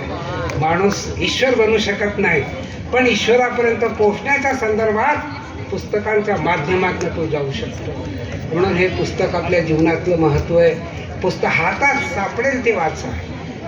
काय कुठं रस्त्यावर जात असताना एखादं वर्तमानपत्र सापडलं ते हातात उचला. काय आहे त्याच्यात? मासिकं वाचा, पाक्षिकं वाचा, पुस्तकं वाचवा, अगदी इतर भाषेतील देखील पुस्तकं वाचवा. मराठी माझी मायाबोली तिचा मी बाळ, मराठीवर प्रेम करा, पण इतर भाषाच्या संदर्भात देखील ज्ञान मिळवायचा प्रयत्न केला. माझी भाची रशियात राहत होती आणि रशियन भाषा इंटू मराठी, तिला त्यावेळी इंडियन रुपीमध्ये 1 तासाचे 5,000 रुपये मिळायचे 10 वर्षात. इतर भाषा देखील शिकल्या पाहिजे. काय असेल ते भाषेच्या संदर्भातलं वैर नको, भाषेच्या संदर्भातलं प्रेम असलं पाहिजे. पण हे प्रेम करत असताना माझं सर्वात जास्त प्रेम माझ्या मातृभूमीवर राहील, माझ्या मातृभाषेवर राहील. या पद्धतीने आपण जर जीवन जगलो तर फार मोठं जीवन त्यांना कळले हो, मी पण त्यांचा पक्वफळापरी सहजपणाने घडले हो. ज्याच्या जीवनात अहंकार आहे तो माणूस मोठा होऊ शकत नाही. अहंकार नसणं हाच जीवनाचा अलंकार आहे. आणि त्या संदर्भात मी मगा सांगितलं त्यामुळे मी पण सोडा कायदा पळा, गातीचा काळ मागे लागला, थांबला तो संपला, धाव त्याला गती येणे रस्ता सापडला. तर गती येण्यासाठी धावा, पळा तुम्ही, थांबू नका. थांबला तो संपला आपण म्हणतो. जितका आपल्याला शिकता येईल तितकं शिका. आपल्याला जे काही प्रश्न असतील ते आपल्या पालकांना विचारा, आपल्या शिक्षकांना विचारा, आपल्या शेजाऱ्यांना विचारा. एक वाजपेयी साहेबांचं स्टेटमेंट मी वाचलं की आपण मित्र बदलू शकतो पण शेजारी बदलू शकत नाही. वाजपेयी साहेबांनी म्हटलेलं शेजारी बदलू शकत नाही. तर शेजाऱ्यांवर देखील प्रेम गायचं तर प्रेम जे आहे हे प्रेम महत्त्वाचं आहे. त्या संबंध सद्गुण ज्याला आपण तो की मॉन्युमेंट ऑफ मेनी व्हर्च्यूज, सद्गुणांची खाण जी निर्माण करायची आहे त्या संदर्भातला आपल्या व्यक्तिमत्वाला आकार देणं हे अत्यंत महत्त्वाचं आहे. आपण फार चांगला ग्रंथ महोत्सव घेतला. आमच्या अंबानेरला तर 3-4 फेब्रुवारीला अखिल भारतीय साहित्य संमेलन, पण इतके स्टॉल तिथे नसतात. आम्ही देखील प्रयत्न करू.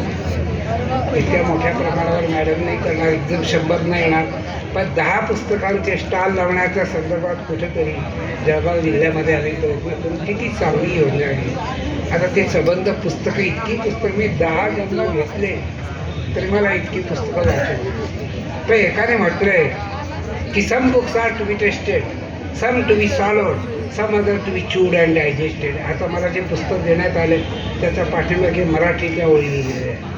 सम books make us free, some books make us free.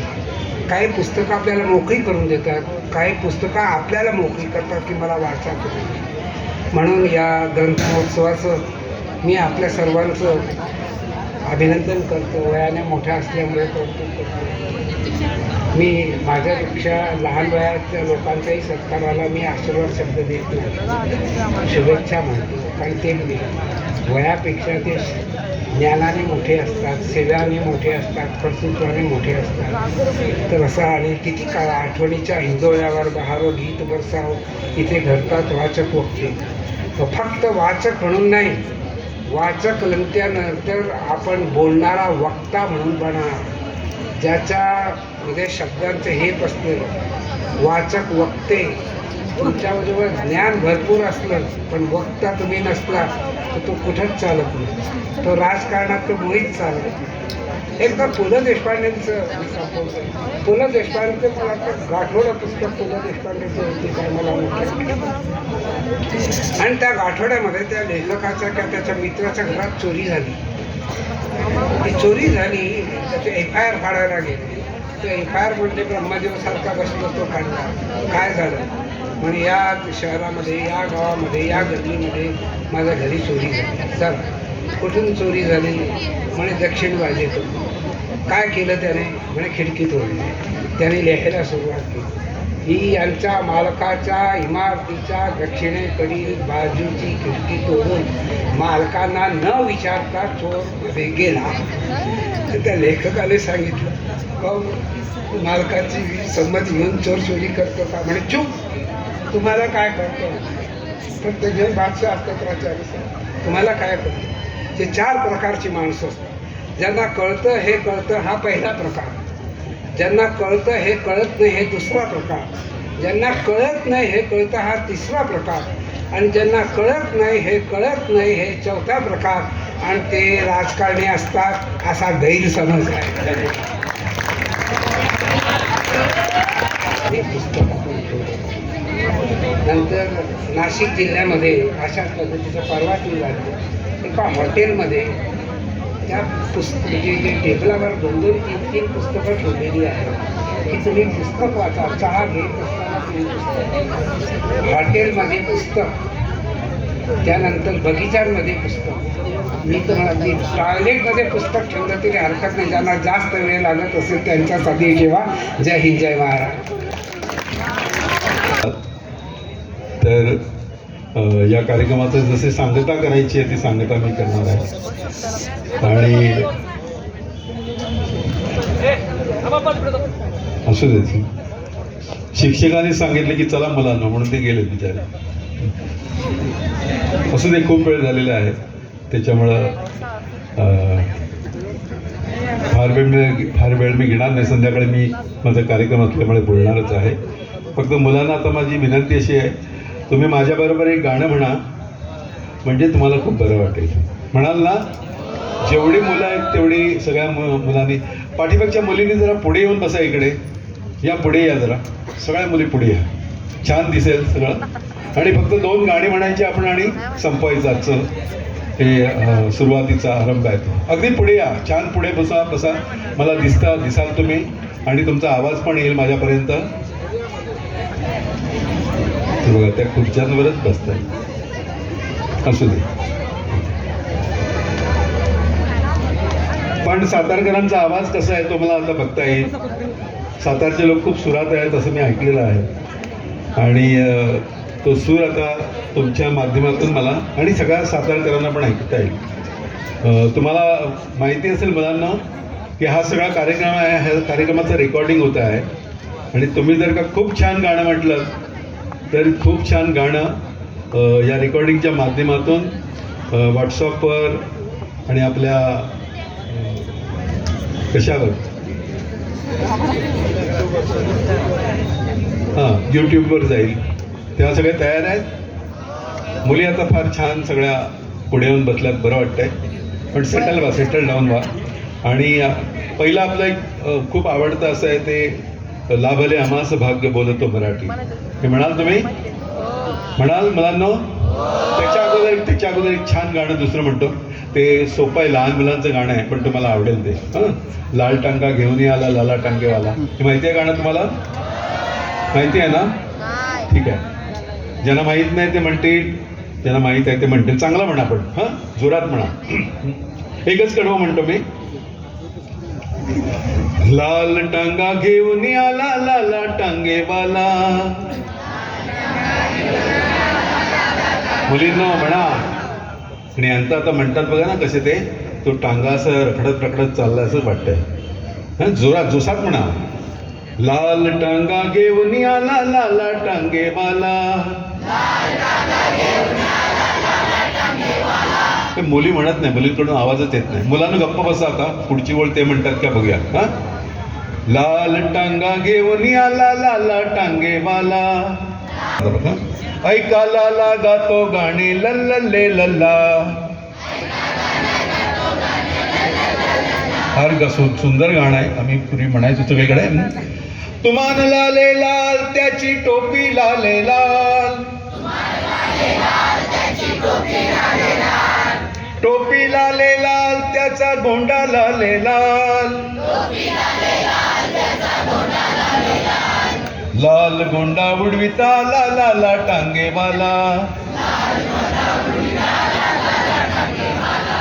ऐका लाला गातो गाणे लल्ले लल्ला. पुढचं कडवं आता मुलींसाठी नीट म्हणा. लाल परकरने सुनी आली लीला बोले त्याला. ऐका लाला नेरे लाला नेरे माला माझ्या गावाला. काय सकाळी वडापाव वगैरे काय दिलं नाही का तुम्ही? जोरात म्हणा मुलीनं. लीला बसली टांग्यामध्ये टांगा सुरू झाला.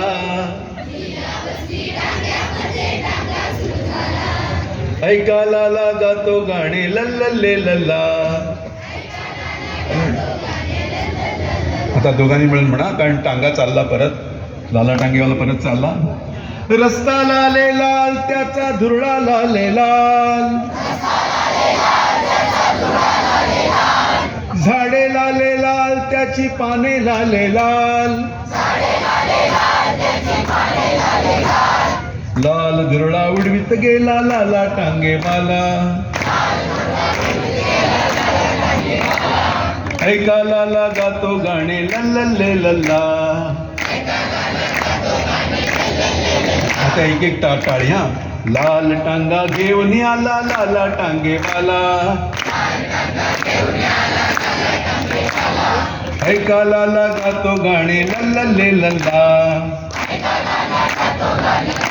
आता दोनदा टाळ्या. लाल टांगा घेऊन आला लाला टांगेवाला.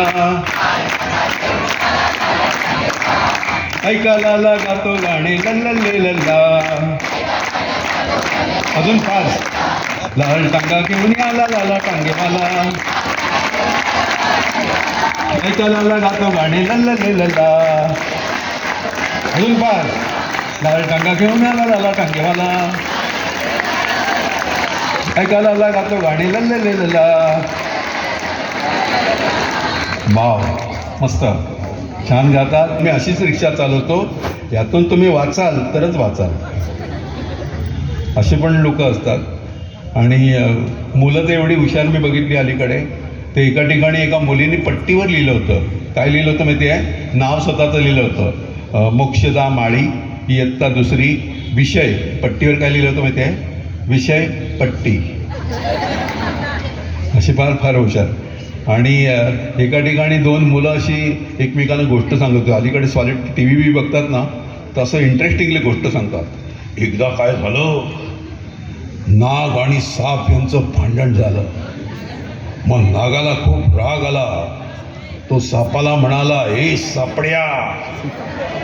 मग सापाला पण राग आला. तो म्हणाला त्याला,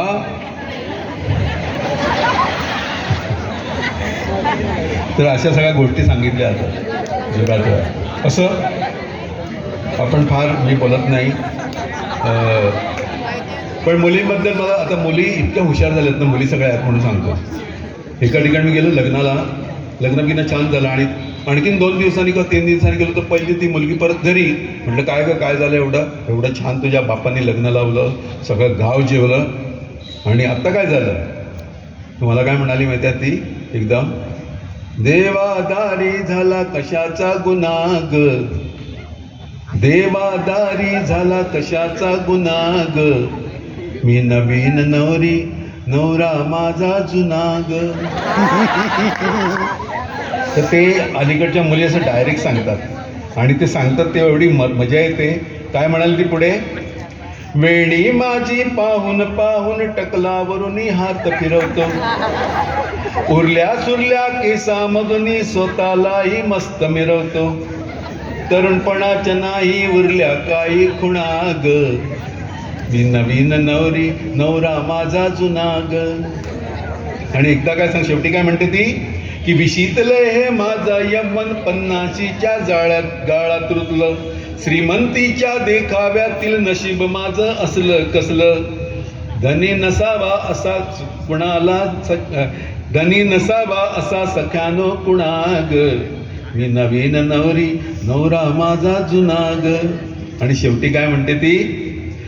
खांद्यावरती असलं ओझ घेऊन सांगा कसं जगावं, संसाराच्या कातावरुनी बाळ कुशीत कधी बघावं, आयुष्याला लावला यानं चुना ग, मी नवीन नवरी, नवरा माझा जुना ग. तर अशा सगळ्या मुली आहेत तेवढ्या ग्रेट आहेत.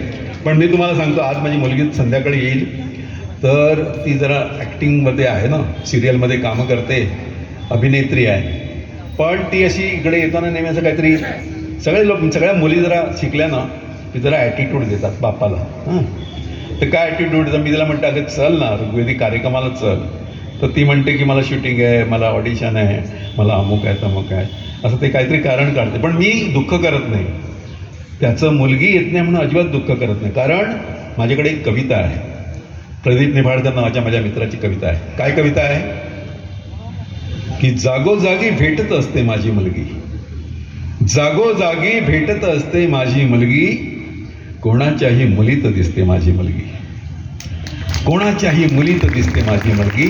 आणि काय करतात अलीकडच्या मुली की कर्जाचा हा डोंगर थोडा हलण्यासाठी मुलासारखे राबत असते माझी मुलगी, मुलासारखे राबत असते माझी मुलगी. चित्र काढते, पोळ्या करते, गाणी गाते, दुःखालाही खुशाल पिसते माझी मुलगी. आणि घरी यायला मला जरासा उशीर होता, का बापाला आवडते मुलगी, घरी यायला मला जरासा उशीर होता, आई सोबत जागत बसते माझी मुलगी. आणि आठवते मज माझी आई अशीच होती. सगळ्या बापांना आपल्या मुली का आवडतात. आठवते मज माझी आई अशीच होती, जेव्हा माझे डोळे पुसते माझी मुलगी, जेव्हा माझे डोळे पुसते माझी.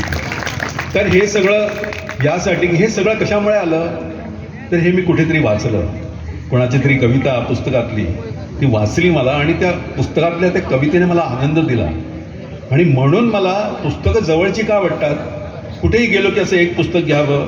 सहज आता या सुनीताबाई राजे यांचं एक फार सुंदर इकडे स्टॉल आहे पहिलाच. पुस्तकं, इतकी पुस्तकं आहेत त्यांच्याकडे, तुम्ही जाल तर एक किमान 4-5 पुस्तकं तरी विकत घ्याल असं आहे. ही पुस्तकं घेऊन गेलं की तुम्हाला वाटतं की आपण पण श्रीमंत झालो. श्रीमंतीच्या अनेक लोकांच्या व्याख्या आहेत. तुम्हाला माहिती आहे ना, कधी कधी ते नगरसेवक आणि आमदार आहेत ना, असं गळ्यामध्ये असा मोठा गोप असतो सोन्याचा, है ना. बरेच लोकांचे फोटो असे असतात नगरसेवकांचे. पण ते जर का बोलायला लागले की कळतं आपल्याला, अरे अरे अरे अरे हां, गळ्यातलं सोनं पण तोंडातून बोलायला लागलं की सगळी माती झालेली असते त्याची. हां, आणि आपल्याकडे असे पण आहेत, म्हणजे इंदिरा संत नावाच्या कवयित्री तुम्ही जर का बघितल्या असतात, अत्यंत शांतपणे यायच्या, अंगावर एकही दागिना नाही, सफेद साडी नेसलेल्या असायच्या, पण बोलायला लागल्या त्या आपल्याला इतकं वाटतं क्या बात आहे, काय सुंदर बोलतात. त्यांची कविता इतकी साधी गोड कविता आहे. पत्र लिही पण नको पाठवू, शाईमधून एक काजळ गैरे, लिपिरेषांच्या जाळीमधून नको पाठवू हसू लाजरे, चढण लाडकी भुवईवरची नको पाठवू वेलांटीतून, नको पाठवू तीळ गालीचा पूर्णविरामाच्या बिंदूतून, नको पाठवू तीळ गालीचा पूर्णविरामाच्या बिंदूतून, नको पाठवू अक्षरातून शब्दामधले अधीरे स्पंदन, नको पाठवू कागदातून स्पर्शामधला कंप विलक्षण, नको पाठवू वीज सुवासिका घडी घडीतून उलगडणारी, नको पाठवू असे कितीदा सांगितले मी तू हट्टीपण, पाठवशी ते सगळे सगळे पहिल्या ओळीमध्येच मिळते, पाठवशी ते सगळे सगळे पहिल्या ओळीमध्येच मिळते, पत्रच त्यानंतरचे मग वाचायाचे राहून जाते, पत्रच त्यानंतरचे मग वाचायाचे राहून जाते. इतकी गोड सगळं. तर हे सगळं कशामुळे, बहिणाबाईची कविता म्हटली की कसं. पण तुम्हाला मी सांगतो, आता अनेक लोक आहेत ना कवी सगळे, ते प्रत्येकाची एक स्टाईल आहे कविता म्हणण्याची. तुम्ही पाडगावकरांना ऐकलं का कधी. पाडगावकर कशी कविता म्हणतात माहिती आहे ना. गाय जवळ घेते नि वासरू लुचू लागतं, आपण गाऊ लागलो की गाणं सुचू लागतं. प्रेम म्हणजे प्रेम म्हणजे प्रेम असतं, तुमचं आणि आमचं अगदी सेम असतं. मराठीत इश्क म्हणून प्रेम करता येतं, उर्दूमध्ये इश्क म्हणून प्रेम करता येतं, व्याकरणात चुकलात तरी प्रेम करता येतं, कॉन्व्हेंटमध्ये शिकलात तरी प्रेम करता येतं. लव हे त्याचं दुसरं नेम असतं, प्रेम म्हणजे प्रेम असतं. तर त्यांची एक स्टाईल आहे तशी. तशी आता आज नायगावकर आले नाहीत, नायगावकर ते कसे म्हणतात माहिती ना कविता, अशा मिशा आहेत, सातारचेच आहेत ते, वाईचे. हे चांगलं भाषण बोलताना वगैरे नीट बोलत असतात. कविता म्हणायला सुरुवात केली की असं, आज इतक्या दुपारी इतकी सगळी मुलं आणि माणसं कविता ऐकायला बसली, याची मोठी गंमतच वाटते. मी कार्यक्रम का करतो, कारण घरी माझं कोणीच ऐकत नाही. मी म्हणालो बायकोला आजपासून प्रेस येतो, ती म्हणाली यापुढे चोरू न भेटू. काय त्यांच्या डोक्यात येतं ना, विचित्रच काहीतरी येतं. तेव्हा मी नायगावकरांना म्हटलं, अहो तुम्ही जरा कोकणात या, छान हिरवगार बघा आणि काहीतरी हिरवगार लिहा. तर कोकणात गेल्यावर ते मला विचारतात की निसर्ग कुठे आहे. मी म्हटलं अहो तुम्हाला दिसत नाही, गाडीच्या काचेतून सगळीकडे कुठेही तिथं एवढा निसर्ग तो तुम्हाला दिसत नाही, काय प्रॉब्लेम काय तुमचा. ते काय म्हणाले, ते मध्ये झाडं येतात, मध्ये झाडं येतात, ते उत्तर आहे. कवीचं कुठे बालकवी आणि कुठे आमचे नायकाकर. मुंबईवर कविता लिहिली तर काय कविता लिहावी त्यांनी? मुंबईवर कविता लिहिताना समुद्रकिनाऱ्यावर कविता लिहितात, तिकडच्या अशा खूप छान लाईटिंगवर कविता लिहितात, टॉवर्सवर कविता लिहितात. त्यांनी कशावर लिहिली कविता माहिती आहे? सकाळी जे रेल्वे रुळावर जातात ना, काय विषय शोधून काढलाय. मुंबईचं खरंच वास्तव चित्र त्यांना त्याच्यामध्ये घेतलं. आणि कविता काय? विक्रोळीच्या संपतला मी म्हटलं, तू रुळावर काय शी करतोस? विक्रोळीच्या संपतला मी म्हटलं, तू रुळावर काय शी करतोस? किती मोठी माणसं जातात त्या रुळावरून, तू संस्कृतीवर अशी घाण काय उडवतोस? संपत म्हणाला, साहेब शी काय म्हणता? सरळ हगाय बसतो म्हणा. संपत म्हणाला, साहेब शी काय म्हणता? सरळ हगाय बसतो म्हणा ना. त्यामुळे किती मराठी वाटतं, खोटा साफ झाल्यासारखं वाटतं, खोटा साफ झाल्यासारखं वाटतं. मग संपतला मी म्हटलं, अरे दादरसारख्या ठिकाणी किती छान सुलभ शौचालय झालीत, तिकडे जावे, सुसंस्कृत माणसासारखे राहावे. मग मी संपत आणि त्यांच्या कुटुंबियांना सुलभ शौचालयाचा वार्षिक पास काढून दिला. काय डोक्यात इथं कवीच्या आहे का? संपत आणि त्यांच्या कुटुंबियांना सुलभ शौचालयाचा वार्षिक पास काढून दिला. आता संपत आणि त्यांचे कुटुंबीय गाडीने दादरला जातात. संपत आणि त्यांचे कुटुंबीय गाडीने दादरला जातात आणि रात्री झोपताना संपत मनात म्हणतो, आईला सरकारने जगायची नाही पण हगायची तर सोय केली. तर हे सगळं वास्तव आहे, ते कुठल्या कुठल्या कवितेमधून आपल्याला दिसतं. मंगल देशा, पवित्र देशा, गणांच्या देशा, प्रणाम घ्यावा माझा हा श्री महाराष्ट्र देशा, असं सांगणारे आमचे गोविंदग्रज असतील. किंवा भीती न आम्हा तुझी मुळीही गडगडणाऱ्या नभा, अस्मानीच्या सुलतानीला जवाब देती जिभा. जय जय महाराष्ट्र माझा, गरजा महाराष्ट्र माझा. जय जय महाराष्ट्र माझा, गरजा महाराष्ट्र माझा. हे सगळं मी का म्हणू शकतो माहिती आहे? 1960 साली जेव्हा यशवंतराव चव्हाण तो मंगल कलश घेऊन आले होते, तेव्हा आमच्या मुंबईमध्ये चिचबंदर म्हणून नावाचा एक छोटासा एरिया आहे, डोंगरी, तिथे आले होते ते. पहिल्यांदा मी बघितलं अशी त्यांची कार, त्याच्यापुढे मोटरसायकली. आणि तिथे आमच्या साबळे साहेबांनी, शाहीर साबळ्यांनी ते गाणं म्हटलं होतं. स्वतःच साबळे म्हणायचं. ते सगळे शब्द अजून कानात आहेत. आणि तुम्ही मुलं इतकी भाग्यवान आहात, इतकी भाग्यवान आहात की असं महाराष्ट्र गीत म्हणणारे शाहीर साबळे हे साताऱ्यामधले आहेत. त्याचा एक अभिमान तुम्हाला वाटला पाहिजे. काल आमचे एक श्रोत्री सर होते, फार सुंदर वाक्य म्हणाले. सातारची ओळख काय? एका बाजूला अजिंक्यतारा, दुसऱ्या बाजूला सज्जनगड आणि तिसऱ्या बाजूला अत्यंत सुंदर असं कास्य पठार, हिरवगार, खूप फुलांचं असं कास्य पठार. काय सुंदर ओळख आहे. 2 गोष्टी आहेत साताऱ्याकडे. म्हणजे या महोत्सवाच्या निमित्तानं मी सांगू शकतो, पुस्तकातलं कोरं पान, करकरीत पान आणि कास पठारावरचं झाडांचं हिरवगार पान, ह्या 2 पानामध्ये हे सगळं सातारा वसलेलं आहे. त्याच्यामुळे त्याचा एक अभिमान आज इकडे येताना, हा एक सगळा अभिमान मी घेऊन आलेलो आहे. आणि तो अभिमान या सगळ्या पुस्तकातून मला दिसतोय. तुम्हाला माहिती आहे, आता भाषण केलं आमच्या गुजराती अरुणभाई यांनी. काय म्हणाले की अंबेडकरच्या अखिल भारतीय साहित्य संमेलनामध्ये सुद्धा एवढे स्टॉल नाही आहेत, एवढे स्टॉल या सातारच्या ग्रंथसंग्रहालयामध्ये, ग्रंथ प्रदर्शनामध्ये. एकदम अभिमान वाटावी अशी गोष्ट आहे. आणि मला माहिती आहे की ह्या दिवसाची वाट सातारचे सगळे जिल्ह्यातले लोक करत असतात की एक तरी पुस्तक जाऊन मी ह्या ग्रंथ प्रदर्शनामधून विकत घेईन. तेव्हा अशा पद्धतीची प्रवृत्ती, अशा पद्धतीची संस्कृती निर्माण करणारं सातारा हे महाराष्ट्रातलं एकमेव असं शहर आहे. आणि त्याचाही तुम्हाला अभिमान वाटला पाहिजे. या साताऱ्यातून अनेक मोठं रयत शिक्षण संस्था काढणारे आमचे भाऊराव पाटील, नंतर इकडचेच आता उदयनराजे आले नाहीत आज, पण छत्रपतींचा सगळा वारसा तुम्हाला लाभलेला आहे. आणि अनेक, म्हणजे आता कर्व्यांच्या कन्याशाळेमध्ये मी जाऊन आलो, तिकडे सुद्धा अशा पद्धतीचं काम त्याने केलेलं आहे. अभिमान वाटावं अशा सगळ्या गोष्टी यामध्ये आहेत. आणि हा सगळा अभिमान ज्या गाण्यामध्ये आहे त्या गाण्याने मी आजच्या कार्यक्रमाची सांगता करतो. पण मी एकटा म्हणणार नाही, ते तुम्ही सर्वांनी म्हणायचं आहे. स्वाभिमान गीत लाभले अमास भाग्य बोलतो मराठी, जाहलो खरेच धन्य ऐकतो मराठी. धर्मपंथ जात एक जाणतो मराठी, एवढ्या जगात माय मानतो मराठी. म्हणाल माझ्याबरोबर? खरं तर पुस्तकांचं सगळं जे विश्व आहे त्याच्यामध्ये मराठी पुस्तकं, इंग्रजी पुस्तकं, हिंदी पुस्तकं, इतर भाषेतली पुस्तकं. भाषा कधीच दुसऱ्या भाषेचा दुस्वास करत नाही, माणसं दुस्वास करतात. तर हे पुस्तकं जेव्हा तुम्ही घ्याल तेव्हा तुमच्या लक्षात येईल की रवींद्रनाथ टागोर पण आपले, प्रेमचंद पण आपले, गुलजार पण आपले, दुष्यंत कुमार पण आपले, सगळीच माणसं आपली. ही फक्त ग्रंथ आपल्याला शिकवतात. त्याच्यामुळे त्या ग्रंथांना नमन करतो.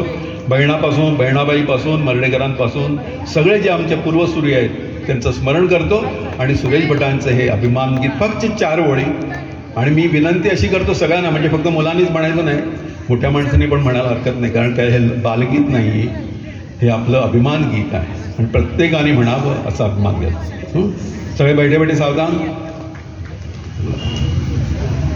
लाभले आम्हास भाग्य बोलतो मराठी,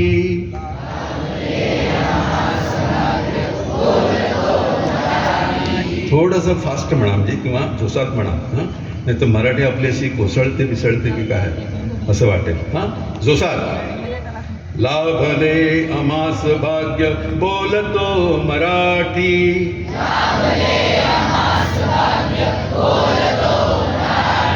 जाहलो खरेच धन्य ऐकतो मराठी,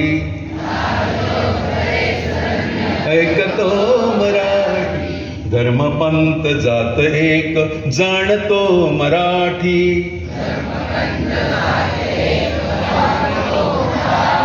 एवढ्या जगात माय मानतो मराठी,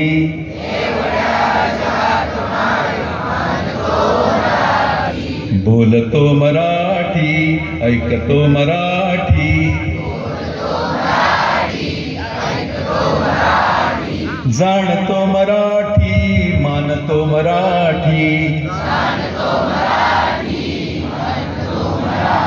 तुम्ही ऐकलेलं असेल ना हे गाणं, स्वाभिमान गीत ऐकलंय तुम्ही कधी अगोदर? ऐकलंय ना? त्याच्यामुळे माहीत आहे. शेवटच्या 2 वेळी जोरात म्हणा मात्र आता भाषण संपता संपता, की माझ्या या कार्यक्रमाची सांगता आता होईल. संध्याकाळी फक्त पुस्तकांसाठी यायचं आहे, कार्यक्रमासाठी यायचं आहे, पण आता जोरात बोला. जाणतो मराठी, मानतो मराठी, जाणतो मराठी, मानतो मराठी. असं आता खरं तर शिवाजी महाराजांचा जय जयकार करायला पाहिजे, डॉक्टर बाबासाहेब आंबेडकरांचा जय जयकार करायला पाहिजे, सावित्रीबाई फुल्यांचा जय जयकार करायला पाहिजे, शाहू महाराजांचा जय जयकार करायला पाहिजे.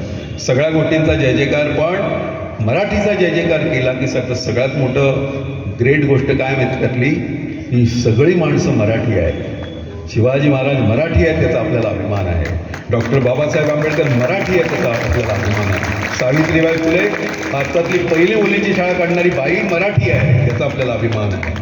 आणि आरक्षणाचा सगळ्यात मोठा कायदा करणारे आमचे शाहू महाराज हे मराठी आहेत त्याचा सगळ्यात मोठा अभिमान आपल्याला आहे. अनेक लोकांनी जे कंट्रीब्युशन केलेलं आहे, योगदान दिलेलं आहे, भारतीय लेवलवरचं जे योगदान आहे ते सगळ्या मराठी लोकांनी दिलेलं आहे. त्याच्यामुळे लता दिदी आपल्या मराठी आहेत त्याचा अभिमान, सचिन तेंडुलकर मराठी याचा अभिमान, तसं आमचे कुसुमाग्रज मराठी आहेत त्याचा अभिमान, बहिणाबाई मराठी आहेत त्याचा अभिमान, आणि अनेक कवी लेखक मराठी आहेत त्याचा अभिमान.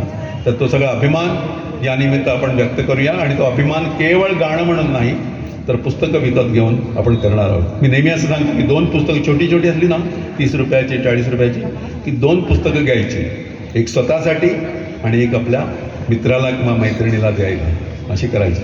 तर असं कराल ना तुम्ही?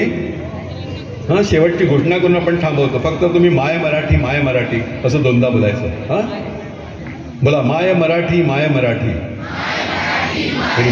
तर पहिली ओळ अशी आहे की ज्ञानेशाची अमृतवाणी माय मराठी माय मराठी. हां बोला, ज्ञानेशाची अमृतवाणी, शिवरायांची दिव्य आठवण, सह्याद्रीच्या कडे कपारी, आणि तुमचे माझे एक जागरण, तुमचे माझे एक जागरण. चला, धन्यवाद.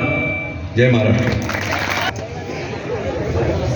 23वा सातारा जिल्हा ग्रंथ महोत्सव ज्येष्ठ नाटककार डॉक्टर विश्वास मेंढे यांच्या नगरीमध्ये आज या ठिकाणी संपन्न होत आहे. या ग्रंथ महोत्सवाचे उद्घाटक आणि महाराष्ट्र विधानसभेचे माजी अध्यक्ष आदरणीय अरुण गुजराती साहेब यांनी आमच्या समितीच्या निमंत्रण स्वीकारून आज ते या ठिकाणी उपस्थित झाले आणि अतिशय उत्तम अशा पद्धतीनं त्यांनी आपणा सर्वांना मार्गदर्शन केलं. खरं तर त्यांचा प्रत्येक शब्द हा काळजामध्ये कोरून ठेवावा असा होता. त्यांनी भाषण केलं नाही तर आपणाशी उत्तम असा संवाद साधला. याबद्दल सातारा जिल्हा ग्रंथ महोत्सव समितीच्या वतीनं सर आम्ही आपले अत्यंत आभारी आहोत. त्याचबरोबर आजच्या कार्यक्रमाचे प्रमुख वक्ते आणि ज्येष्ठ कवी, आज सकाळी ज्या ग्रंथ महोत्सवाच्या ग्रंथ दिंडीचा ज्यांनी प्रारंभ केला ते आदरणीय अरुण म्हात्रे सर हेही आज या कार्यक्रमाला उपस्थित राहिले. त्यांनी कविता गायल्या, आपल्याकडनं गाऊन घेतल्या. त्यांच्या पहाडी आवाजामध्ये महाराष्ट्र गीत आपण सर्वांनी म्हटलं आणि मराठीचं अभिमान गीतही आपण म्हटलं. याबद्दल सर अरुण म्हात्रे सर हे आमच्या ग्रंथ महोत्सवाचे एक फार मोठे हितचिंतक आहेत, मार्गदर्शक आहेत. त्यांचे मी समितीच्या वतीनं मनपूर्वक आभार मानतो. त्याचबरोबर या ग्रंथ महोत्सवासाठी ज्यांचं बहुमोल असं सहकार्य लाभलं ते या जिल्हा परिषदेचे मुख्य कार्यकारी अधिकारी आदरणीय ज्ञानेश्वरजी खिलारी साहेब, त्यांचेही मी ग्रंथ महोत्सव समितीच्या वतीनं मनपूर्वक आभार मानतो.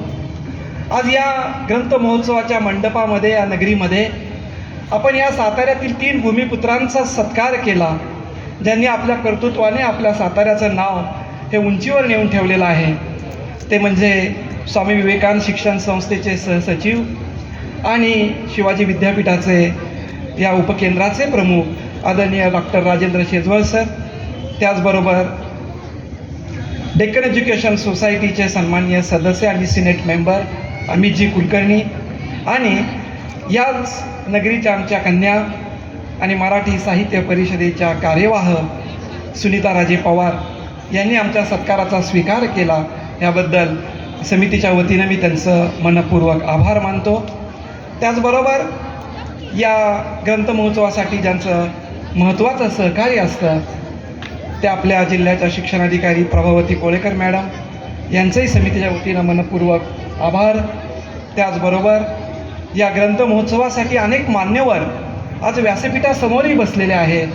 त्यामध्ये ज्येष्ठ साहित्यिक असणारे आपल्या सातारचे प्रसिद्ध डॉक्टर संदीप श्रोत्री सर, त्याचबरोबर आमचे गेले 24 वर्षापासूनचे सहकारी आणि तळमावल्याच्या महाविद्यालयाचे प्राचार्य पुरुषोत्तम शेठ सर, तेही आज या ठिकाणी या कार्यक्रमासाठी उपस्थित आहेत. त्यांचेही मी समितीच्या वतीनं आभार मानतो. गाडगे सर आहेत, त्याचबरोबर माजी शिक्षण उपसंचालक मकरंद गोंधळी साहेब आहेत. त्या सर्वांचे मी ग्रंथ महोत्सव समितीच्या वतीनं मनपूर्वक आभार मानतो. त्याचबरोबर आज सकाळीच्या ग्रंथ दिंडीसाठी एकूण 23 शाळांनी सहभाग घेतला. त्या दिंडीमध्ये आलेले आमचे सर्व निमंत्रित सदस्य, सर्व शिक्षक आणि विद्यार्थी मित्र आणि आमच्या संस्थेचे विविध संस्थांचे अध्यक्ष सचिव यांचे मी आज समितीच्या वतीनं मनपूर्वक आभार मानतो.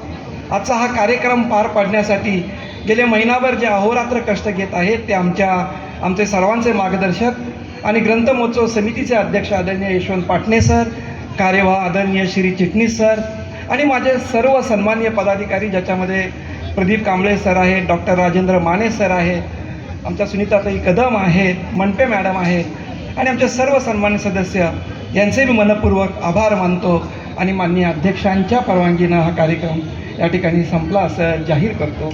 धन्यवाद.